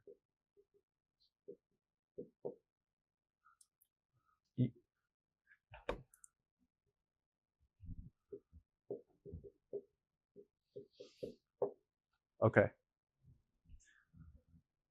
So it can be shown. So like this is where the connection comes from. The quadrature operator is the dimensionless E and B operator. So with the proper dimension, everything you put everything back, then this will give you the E square. Oh, sorry.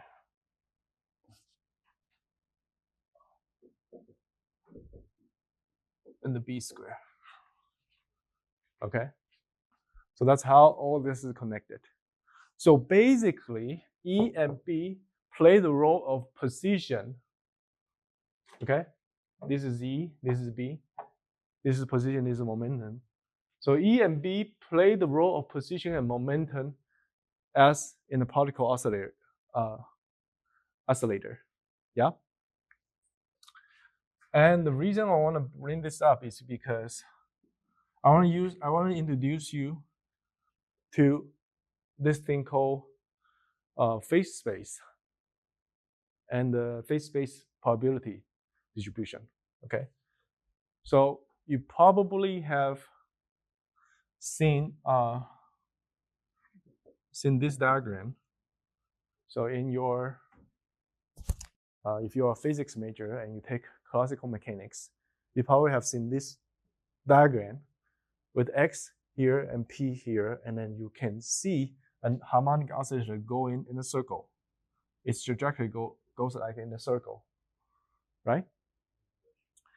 The reason we want to draw this picture is because this represents all the possible state of the oscillator, since X and P are the only two dynamical variable of the operator. Whatever X and P value it takes, the oscillator will be on like one point in this map, right?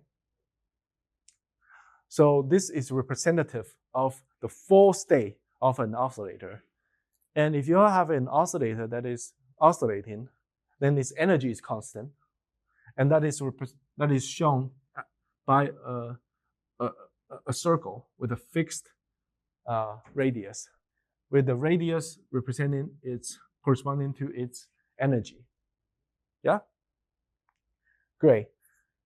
And if you have a driven oscillator, then it will go from, the trajectory will go from like this. The radius will grow, a resonantly driven oscillator. If you have a damped oscillator, it will spiral down. Yeah? Okay, so this is a very useful picture for single mode oscillator. No, sorry, for single frequency, for just for one oscillator. Okay? It's a very useful picture. Now, if you're dealing with not a clean system, you have dealing with an oscillator in a noisy environment. So it's constantly driven and damping, right? Its value will not be like this, but it will jump all over the place. Jump. Basically, it will look like this.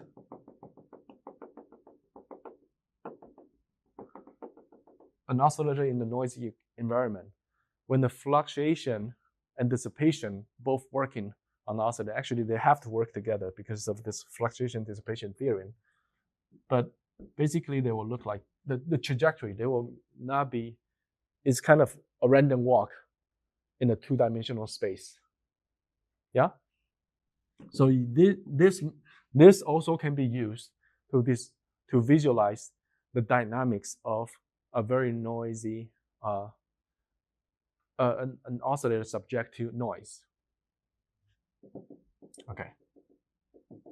And this radius basically has to do with your thermal temperature. Okay. Good. And you can as we know, the Boltzmann distribution is this, right? So it takes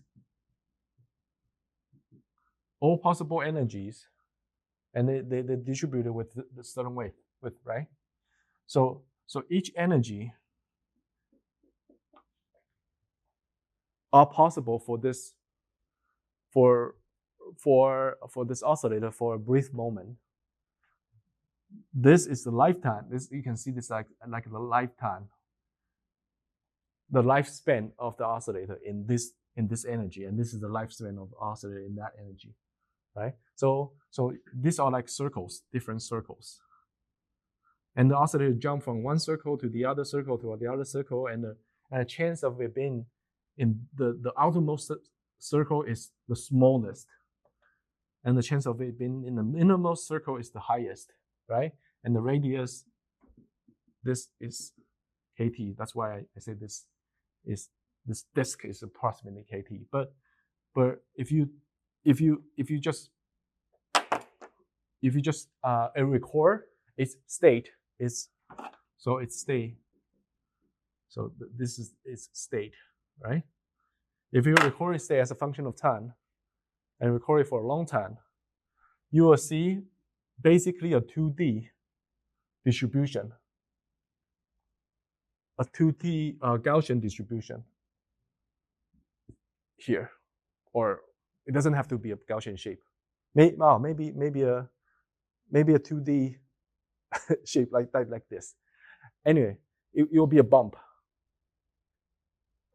So that 2D function is a probability distribution of X and P. Okay? And it is possible to just use this function to study the dynamics of an oscillator instead of Newton's equation. It is possible to just, like, I do not want to know my trajectory. I want to know like how likely I can find my particle in a certain state. I want to see how this evolves. And this the equation that evolved this is called the, I believe, Liouville equation. Okay, it has another name to it.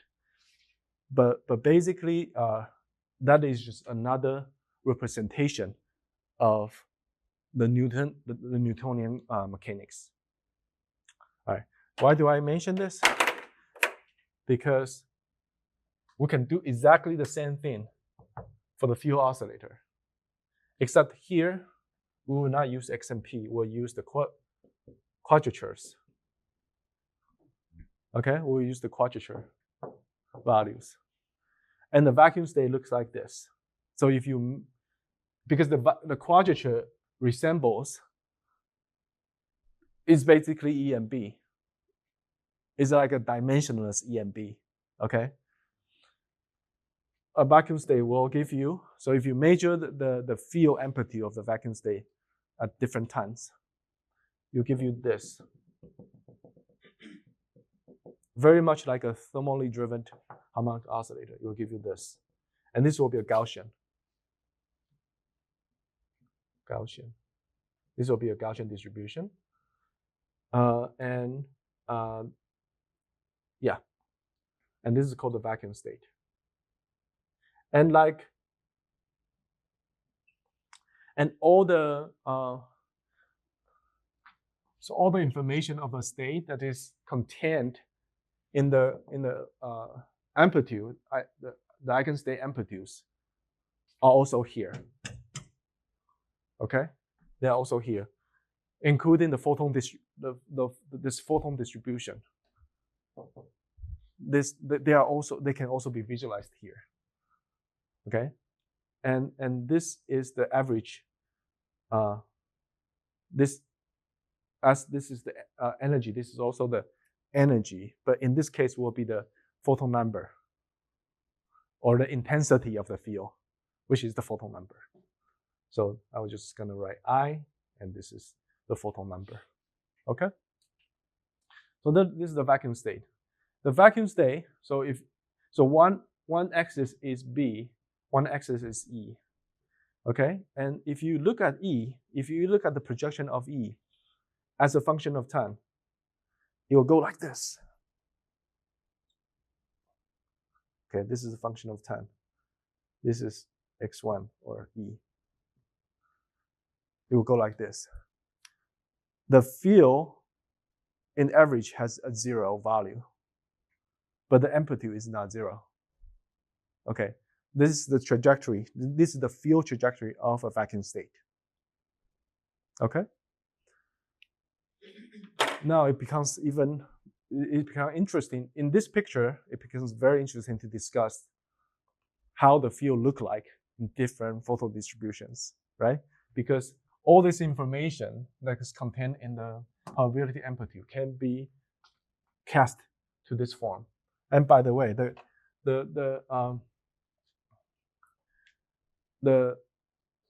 quantum, and this is also valid for quantum oscillators. Okay, so but here for quantum field oscillators, the probability distribution is called Wigner function. Wigner, it has a name.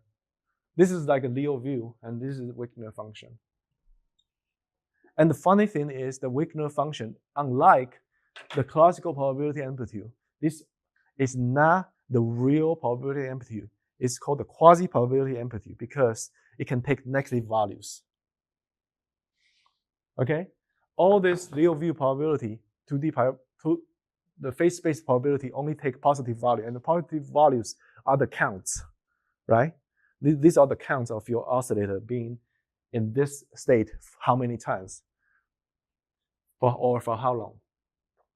But Wigner function, the field, the state can take a negative value in the Wigner function, and that is defined as the non-classicality of the field.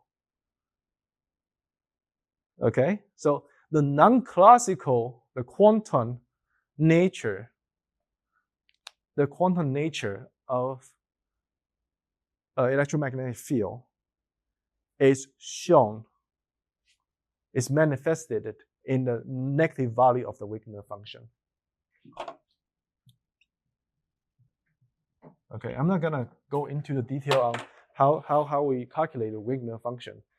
It's on the book of Knight and Gary and Knight. So that's a great book into quantum optics and introduction. So I highly recommend it. They have a lot of beautiful pictures of different states in Wigner function, and also the field trajectories for corresponding to different states. Okay, I highly recommend it. But my point, what I want to make is the negative value of the Wigner function, which will not. So you can say the negative value in the quasi probability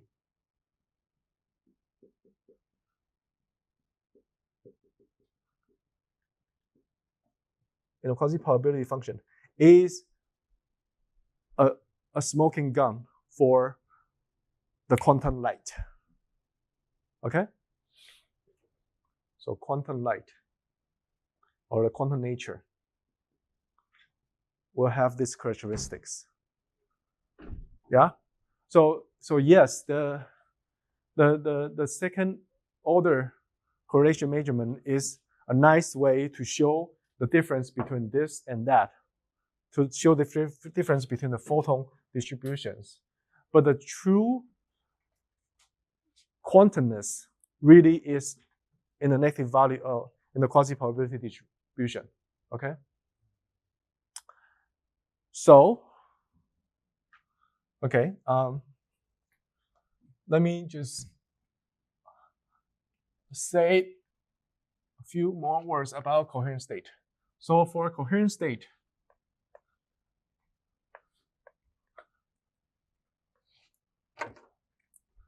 so it's all out. Coherent state. I'm probably not going to cover this too. I don't have time. But for coherent state, the quantities, the probability, the Wigner function is like this. It's a Gaussian bomb sitting at a distant way from the origin. Okay, and it circles this phase space like this. Yeah. So the Gaussian function, it takes only positive values, and it circles. So the field that it traces out. So this is this, right? And then as it goes, so if you go this way, as it goes, so the field it traces out is this, with the width.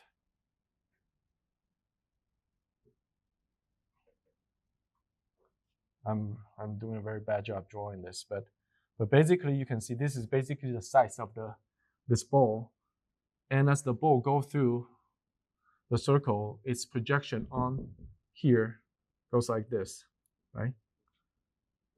Okay. This is the uncertainty of the field, called the shot noise. Whenever you measure the field, okay, no matter how precise your element and how quality your element is, there exists a fundamental noise or field distribution or field errors.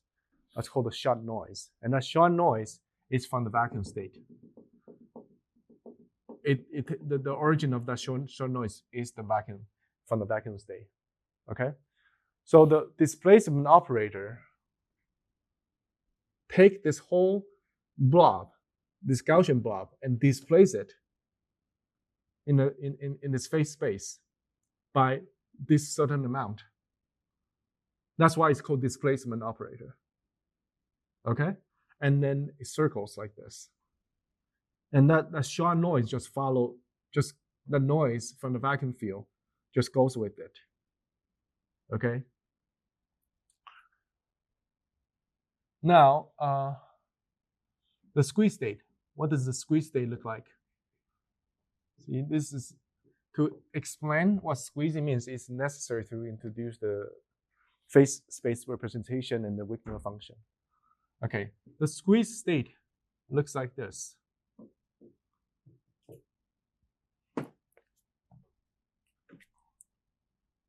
Oh, by the way,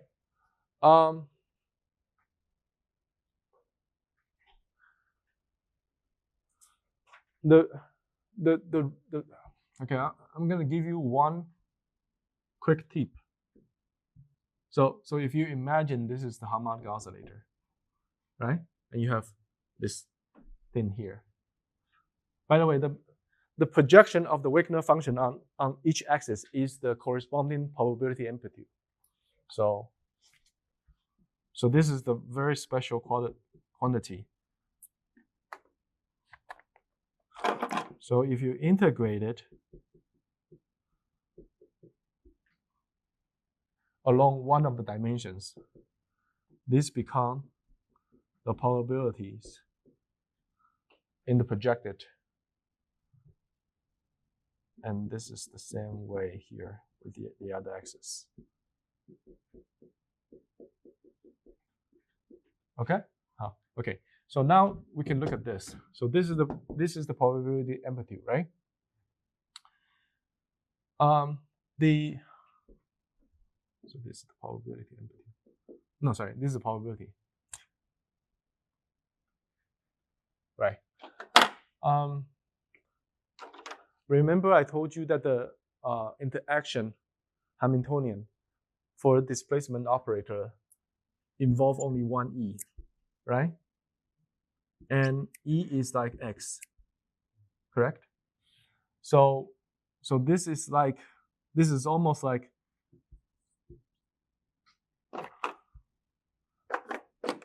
you have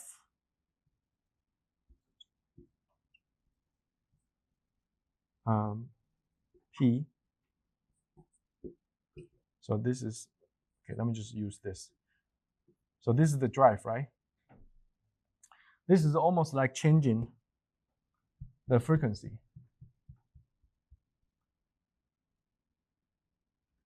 Sorry, not changing the frequency. How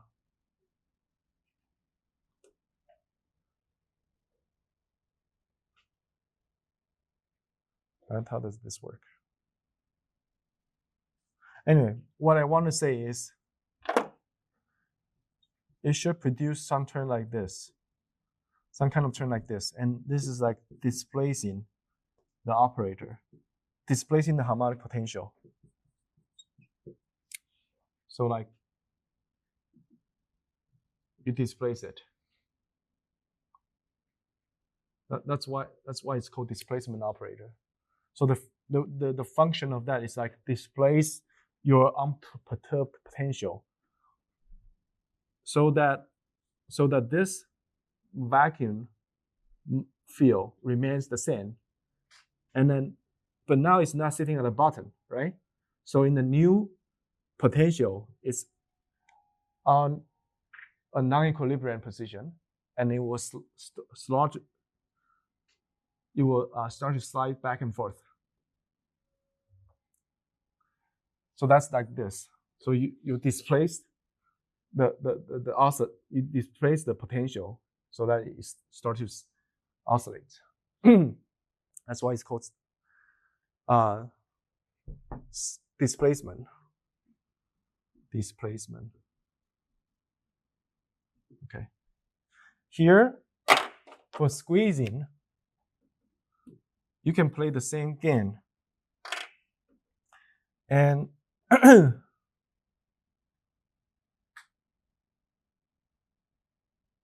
so you can play the same game and ask what is happening to the unperturbed, what's the equivalent picture for the unperturbed potential. And since it has the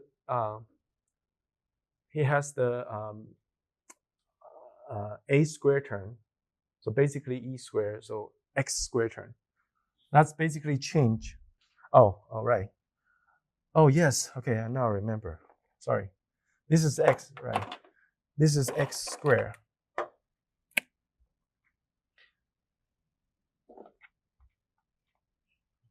Okay. The displacement is a linear term, and the linear term combined with the potential, it becomes a displacement. Yeah? Now here you also you have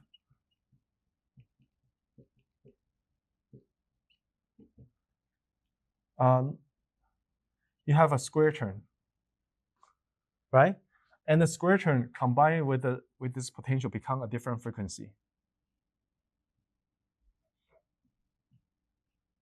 Yes? So the effect of this parametric drive is to change its frequency, and to change its frequency means to change the form, to make it narrow, like this. Yeah, to make it narrow like this. But this is a time dependent. But this oscillates with time, right? So this, for one instance, it make it narrow. For the other instance, it make it loose.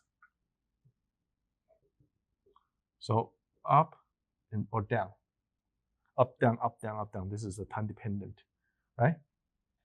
Or there's a cosine term attached to it.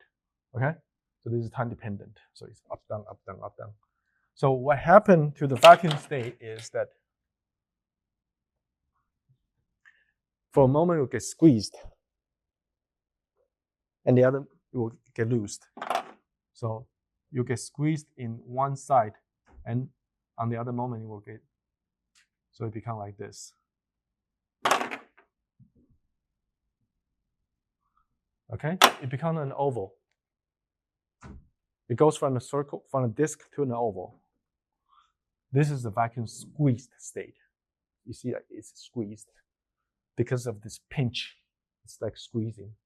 But this happens in different times. So as this disk rotates, right, just like this will rotate, it kind of squeeze it in one direction and stretch it in the other direction.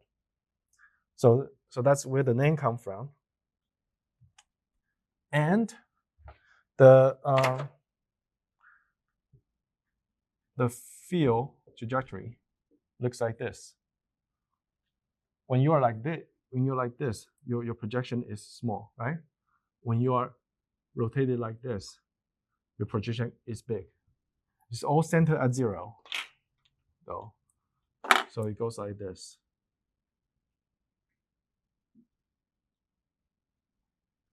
That's your field. Like this. That's the vacuum squeeze state. Okay? And because here we'll only talk about one oscillator, one frequency. So that's one mode, right? Remember, mode correspond to K and polarization, right? Yeah. So this is single mode squeeze state. It looks like this, and it has the Fourier distribution that is on the R state. Okay. Great. I'm done with this. The rest will be fast. I say I wouldn't discuss it, but I will now. I changed my mind. Oh, because I really want to finish it. I should have given this full lecture in one lecture, but later I found that it's too long, so I break it into 2, and then now it becomes 3, and I don't want it to grow indefinitely. So 10. So 2-mode squeezing, what's the deal with that? So instead of a single oscillator, we have 2 oscillators, okay? And the Hamiltonian looks like this.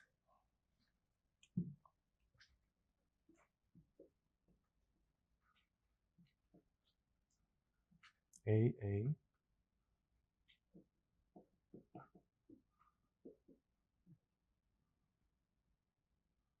B, B, and you have A, B, and A, B.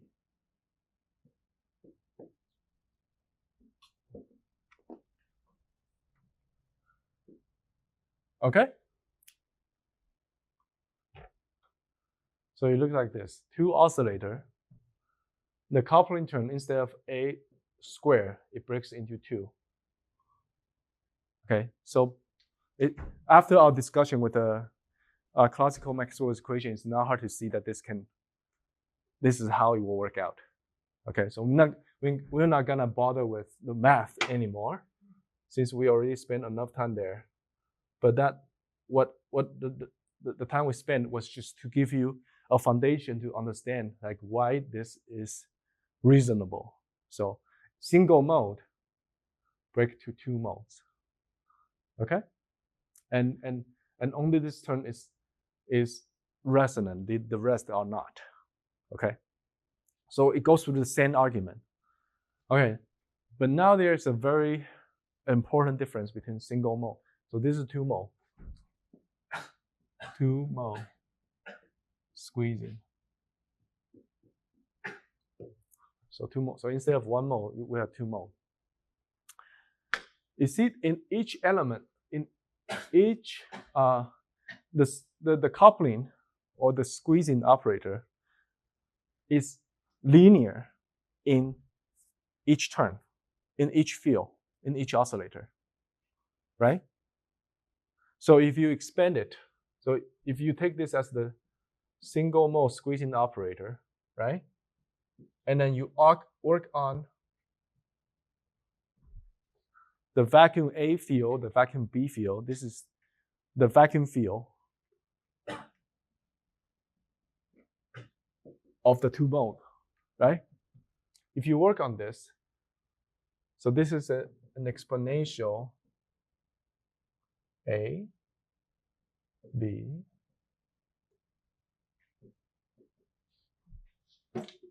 A dagger, B dagger. Oh, okay, let me just use this notation. And like we did before, we can have the first order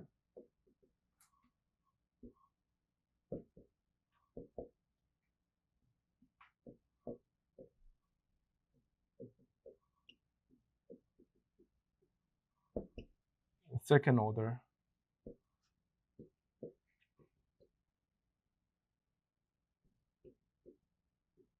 and the third order. Okay. You see, once you understand the logic behind it, the math doesn't seem too hard. It's all the same. Okay, now this will act on this state, right? And what kind of state it will produce? It is possible, it is always a pair.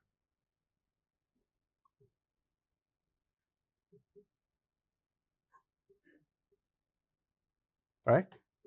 So 2.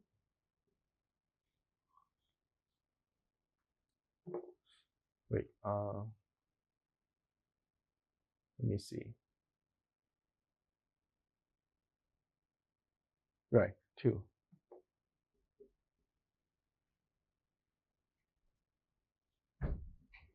One.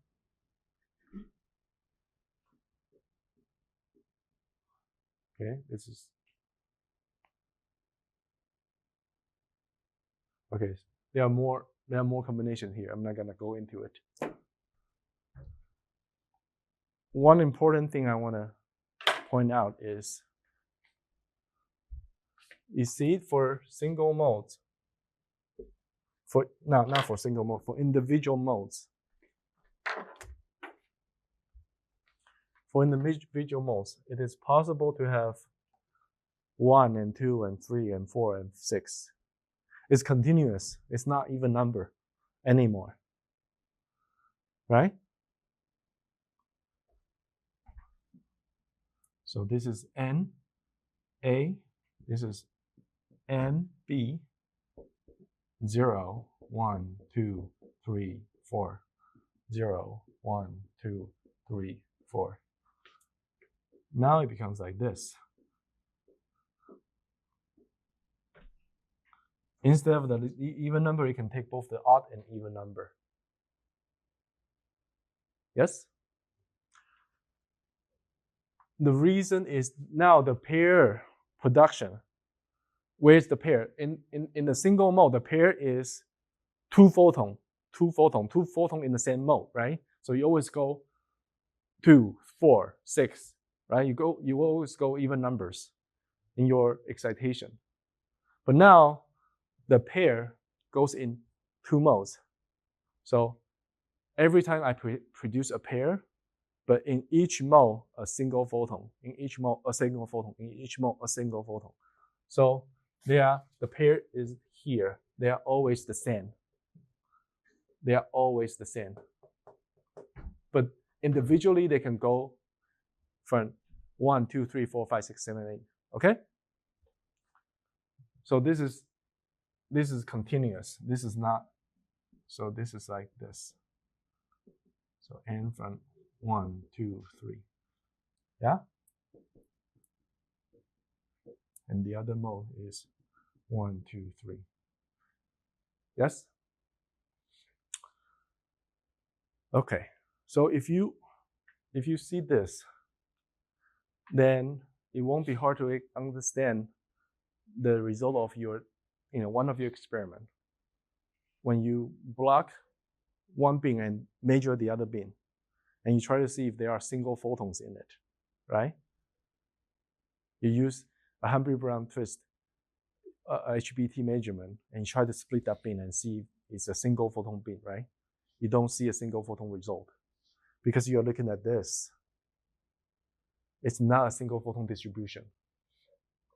Okay, yeah. Oh, by the way, okay, so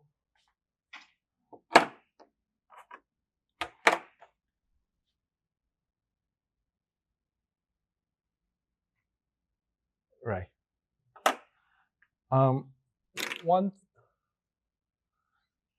One thing I want to say is this width here depends on your pump. So this coupling coefficient depends on the pump. The harder you pump it, the broader it goes. Okay? And the reason we can use it as a single photon source is because we pump it weakly. We pump it weakly. So it basically goes like this. It kind of diminished at n equal to 2. So you either have a lot of 0, or you have a little bit of 1.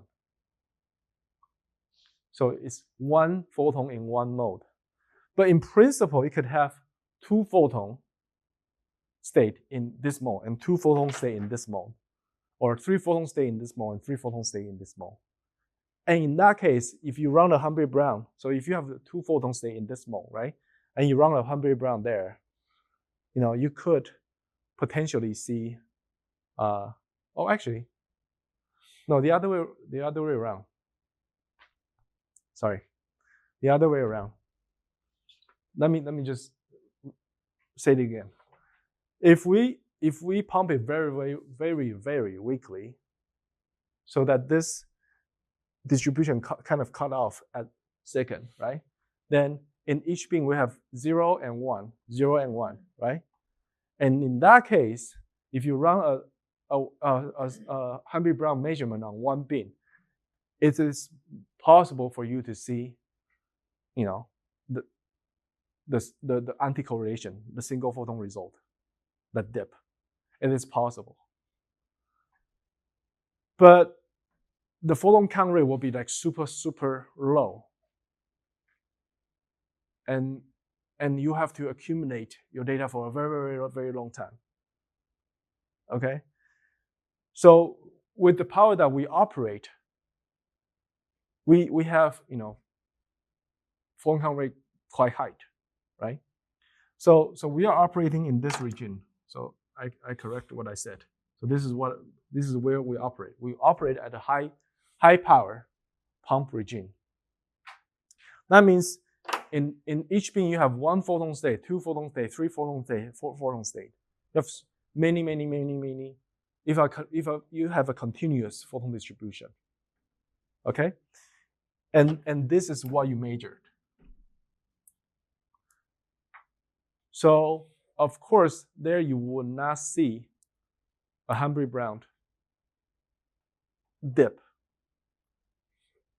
Instead, you will see something very close to a thermal distribution, because you see this is very much like a Boltzmann, right? So the result is similar to the result of your HBT measurement on a single beam without information from the other beam. The result is very similar to a thermal distribution. to resolve a thermal light because this is what you measure. So 2 mole squeezing on the single beam is different from the single mole squeezing. The single mole squeezing is 0, 2, 4, 6. I'm not saying that for single moles, so this is single mole. And this is 2 mole. I'm not saying here, if you run a HBT measurement, you will see an anti-correlation dip. I'm not saying that.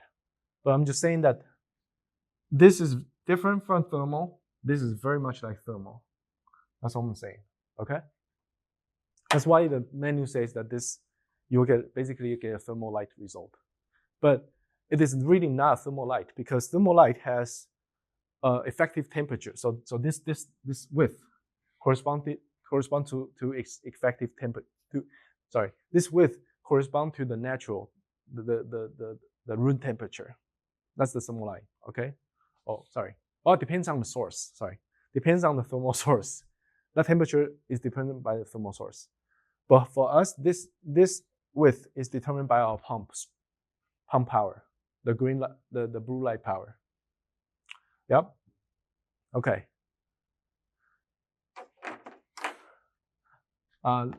Lastly, so this is done. So lastly, we won't have lecture next week because next week we'll switch groups, right? The optics will do the spin, the spin will do the optics. So next week we won't have any lecture. You have more time to do your experiment. So this is kind of making up for the next week. I'm justifying for myself. Okay. So next week the optics group can make the first spin experiment. Right. Yeah, but we will meet here first. We'll still meet here first, and then we'll walk to the lab together because I'm gonna walk you guys through your respective experiment. So GRA experiment. Okay, so GRA stand for Hongji, Roger, and aspect. I believe all 3 of them are French. And this guy just won the Nobel Prize a few years ago. And this experiment is the first experiment that demonstrates the single photon characteristic. So this dip, this correlation dip. Okay, so this is tau, this is 0. So for all the experiment you have done so far, it's either 1 or that, right? This is a non-classical feature because classical kind of stop here. This is the classical regime. Okay, and here now underneath is the quantum regime. Okay, so to demonstrate, by the way, the single photon state, or actually Fock state. So Fock state is any n. So any eigenstate of the field is called Fock state. So 2 photon state, 3 photon state, 4 photon state, they are all called Fock state. And of course, single photon is one particular example of it. And all of them in the Wigner function, they have a ring-like structure. It's very funny. They go like this. They have, because this is number, photon number, and this is like the photon number uncertainty. Since the Fock state have a definite photon number, so it goes like a ring and with 0 uncertainty. Okay. Therefore, the projected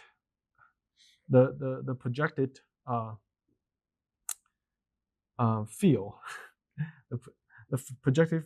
But this has so depending on how many photons you have, like 1 photon or 2 photon or 3 photon, the ring kind of oscillates. So I believe for 3 photon state it goes like this. So like 3 stripes. Yeah, it is just a very funny distribution. You don't get to see this unless you do quantum tomography. Okay, you can see that if you do quantum tomography, but not with the correlation measurement. But anyway, I want to come back to this. So they are the first one who demonstrate the single photon state, and they have major by how they demonstrate the single photon state. They do they demonstrate a quantum anti-correlation in the correlation measurement, and here's how they do it. They take an atom, and the atom has two transitions. So they somehow excited, and there are. So this is the excited state, and this is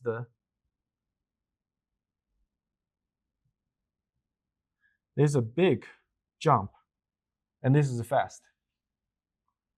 And then followed by it, there's a small jump.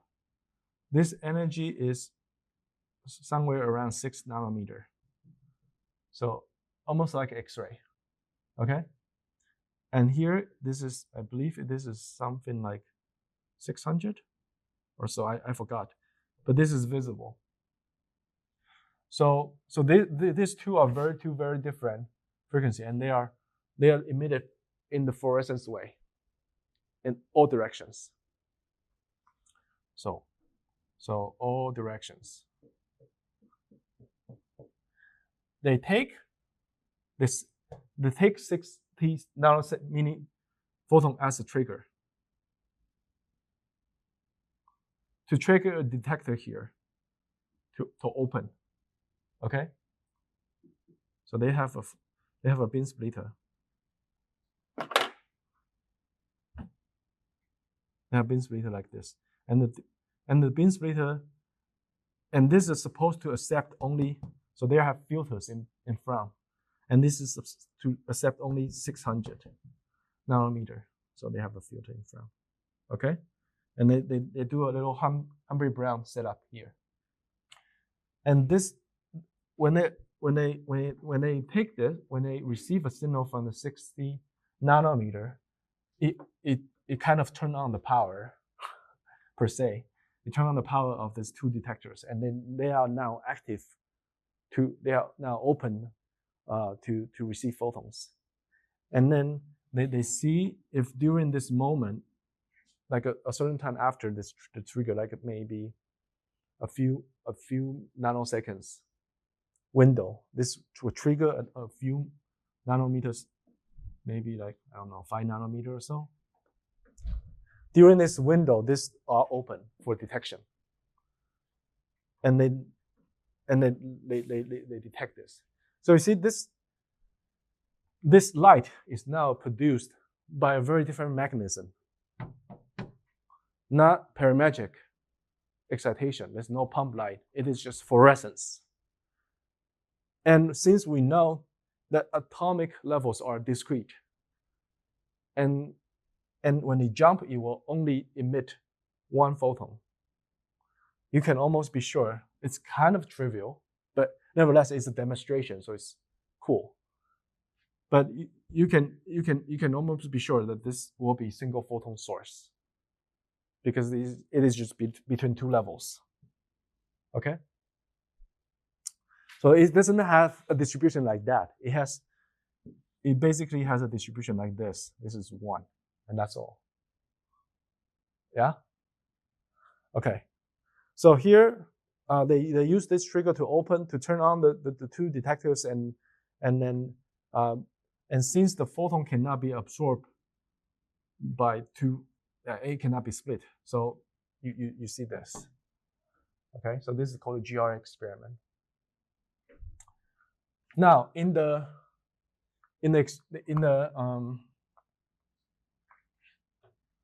this is not tricky. This is kind of trivial. This is not tricky at all. What is tricky is the experiment that you do. Do I see tears? I mean, do I see tears in your face? Well, the experiment you do is tricky. I mean, it is not tricky on the menu, but it is actually tricky if you think about it. That's why I want you to write a report. Because when you write a report and you think about your data, really start to think. Okay, in your experiment, you are asked. So you first ask to pump the BBO, and then tubing will come out, and then supposedly there are a detector here, and there is a beam splitter here, and there are two detectors behind it.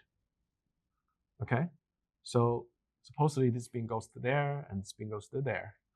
Yeah, but now, and it has nothing to do with collapsing wave functions. It's not that mysterious. Suppose you don't use this trigger.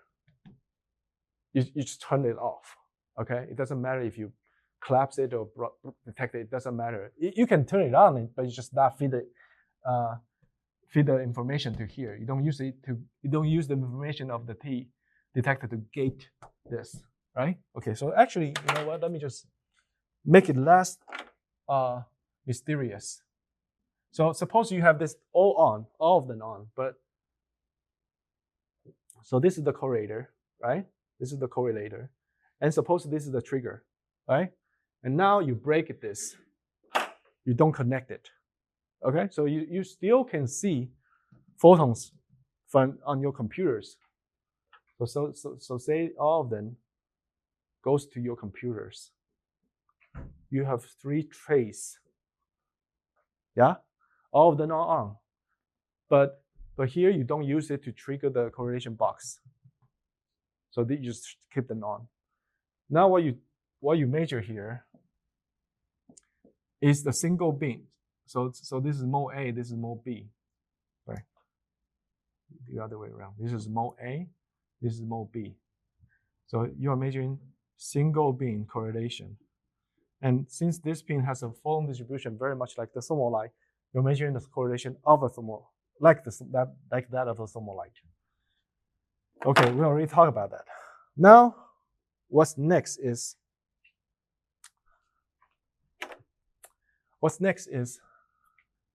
suppose we use the information from the other one to trigger it. What happened? Well, first of all, we know the other one looks like this too. That's what the two-mode squeezing tells us, right? The other mode looks also like a thermal light. Yeah? So in principle, you can detect 1 photon, 2 photons, 3 photons, 5 photons. Yes? Now, suppose you detect, at this instant, you detect, so this is 0, 1, 2, 3. You detect a 3 photon state. It produces a spike. And you use that to trigger here, open, right?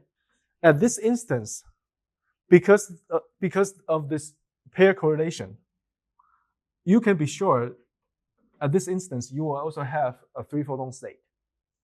So a 3 photon state here will give you also a 3 photon state here.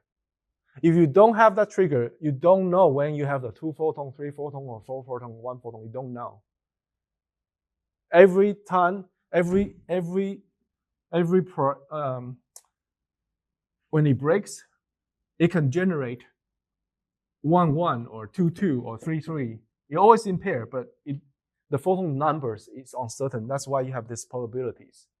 You don't know which one is gonna land on, right? So suppose you have 3, and if you use that as trigger, you can be sure that at this moment you also have 3 on the other side. Can this give you a non-zero result? A non-zero correlation? Of course it can. This is the 3 photon state, right? So you can have 2 here, you can have 1 here, right? And that will give you already a non-zero correlation. Yes? Suppose you have a 2 photon state,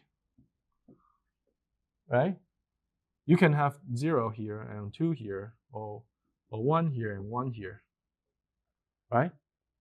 It will actually give you a pretty high. If it's 1, 1, it will give you a very high peak. Yeah. Actually, because of quantum interference, it will work out that you'll be 2. Yeah, I wonder.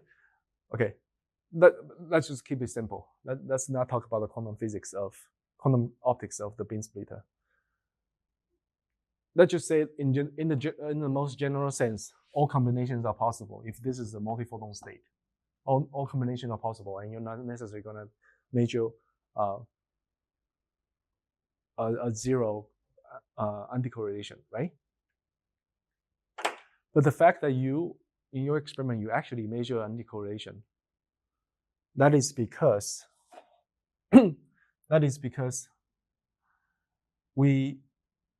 I believe that is because we don't pump it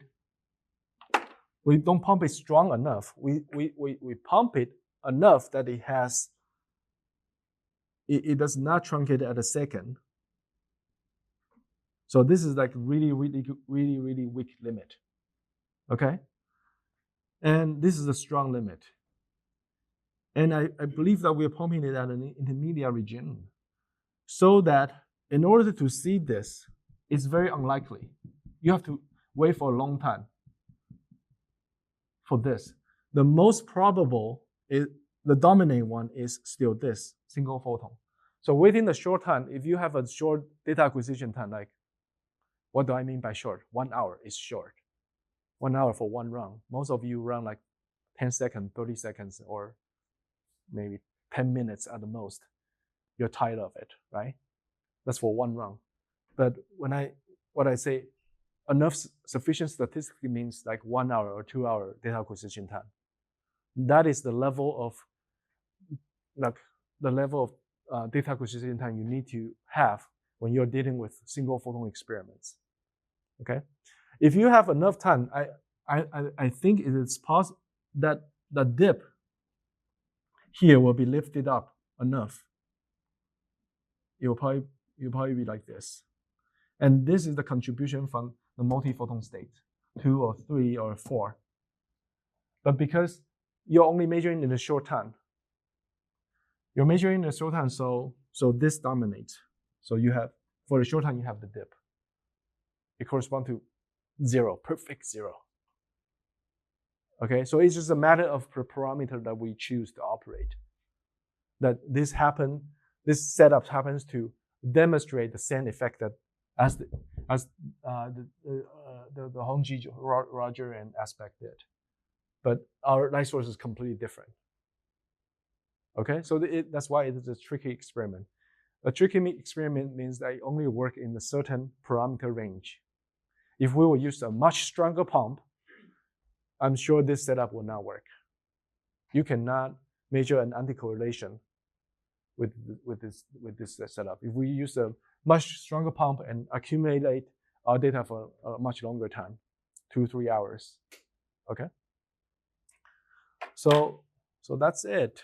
And you can talk to each other. Just relax a little bit. Relax your legs. We're gonna do quiz now. Quiz. Okay.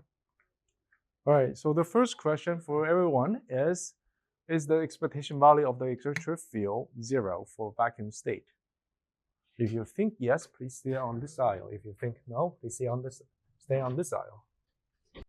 Everybody vote for yes, or are you voting for no, Molly? Is it perfect vacuum? Because it doesn't really exist. It's a perfect vacuum state. It's perfect? Yes. How about you, Tim? Are you voting for no? I like that, by the way. If you're different from others, I like that. That means you're a fermion. You're not a boson.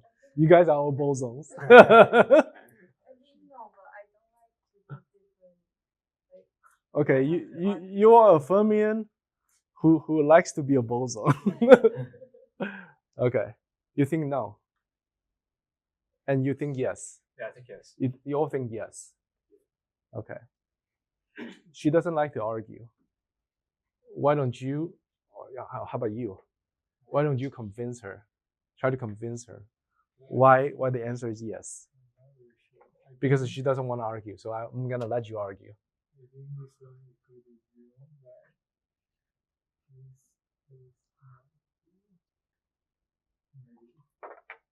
that's what the expectation value means. But why? You need to explain to her. I don't know why. You need to you don't know why? I don't know why. You just memorize that? Yeah. Gosh. He's gonna be a good engineer. What? Are you sneaking to the other group? Oh, wow. That easy, huh? Okay. He hasn't even said anything. All right. Actually, the answer is yes. Right. You're right. You'll go both right. You're both right. All right. Next question is, now listen up. Gosh. Is the expectation value of the electric field 0 for a squeeze state?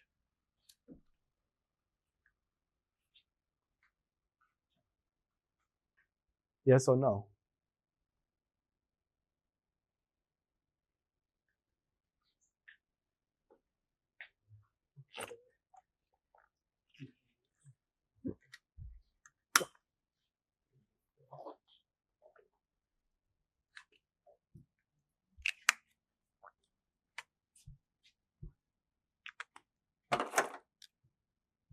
Is vacuum state the same as coherent?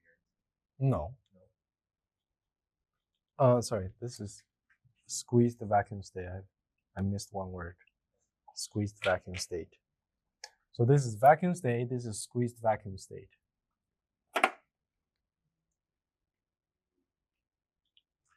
Do I have everyone on voting on yes? Okay, I'm gonna pick another one to try to convince me. Can you convince him that why he should vote for yes? Even he already voted for yes. I'm asking you, Mark. I'm putting you on the spot. Give it a try. Come on, you're a physics major. You can do it. He's an engineering major. We pick up engineers in this class. Yes. Are you all physics? They're all physics. They're all physics. Yeah. Not me. He's double E. Why do you talk more? Why? No, because it's Why? I'm less depressed. Mark, what are you doing? Are you playing with your phone? Yes. What the heck? Put down your chart GPT. Okay, I'm trying to In my syllabus, I say generative AI is prohibited use in this classroom. Okay, don't let me see that again. You want to convince him? Oh, thank you so much. You want to use a pen? Graph. I forgot the name of the graph. This thing. And we have squeezed when it looks like this, or this, and it oscillates between.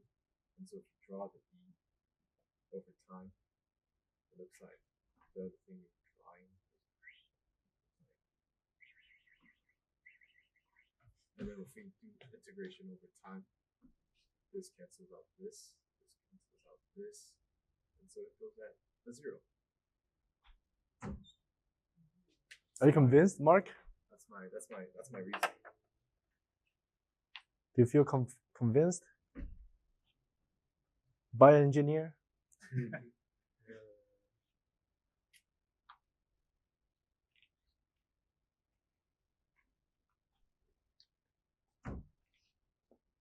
Are you convinced, Martin? I mean, I just think there should be no electric fields in vacuums. So. But this is squeezed vacuum. Yeah, I mean, the previous answer, yeah, vacuum, nothing, right? So no electric field. But squeezed vacuum is something you pump and you can detect it with detectors.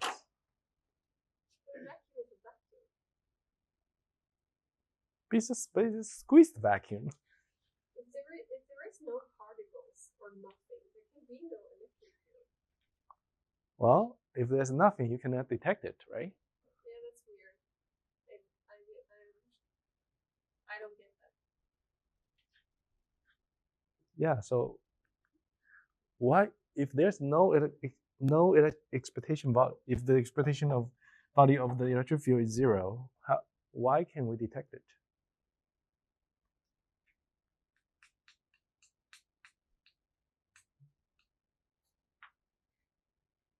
Isn't that a great question? I just came up with that. That's a third quiz. No, that's not a third quiz. Do you have an answer to that question?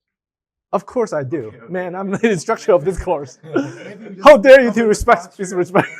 I'm just kidding. I'm just kidding. Please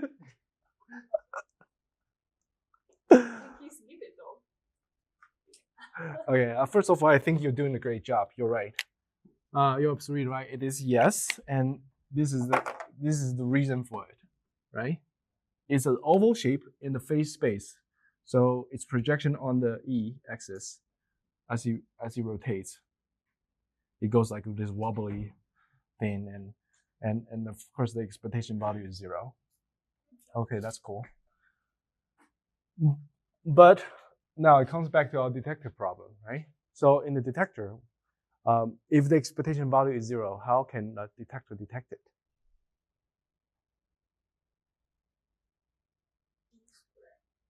E squared, yes. But what does that mean? That's important. But what does E squared mean? Intensity. And intensity corresponds to?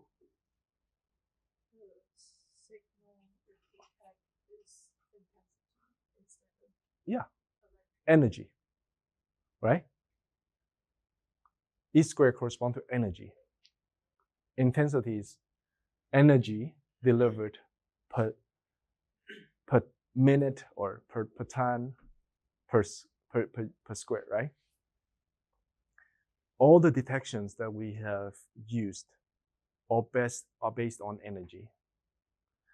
So even though the electric field is 0, if the energy is not 0, you still see it, right? You still can see it. So that just tells you that this detection process is fundamentally quantum mechanical, because this is the energy gap, and as long as you have an energy input that satisfies this, that matches with this gap, you have a detection. You don't need to drive it in a classical way, like a field. That's my answer. But you can say, I'm not convinced. I want to find out more about this question. And I highly encourage you to do that. And I just want to say, when it comes to a question like this, like how does our classical instrument operate with quantum principles, and how does that operation reveal interface with this quantum light? And when it comes to questions like that,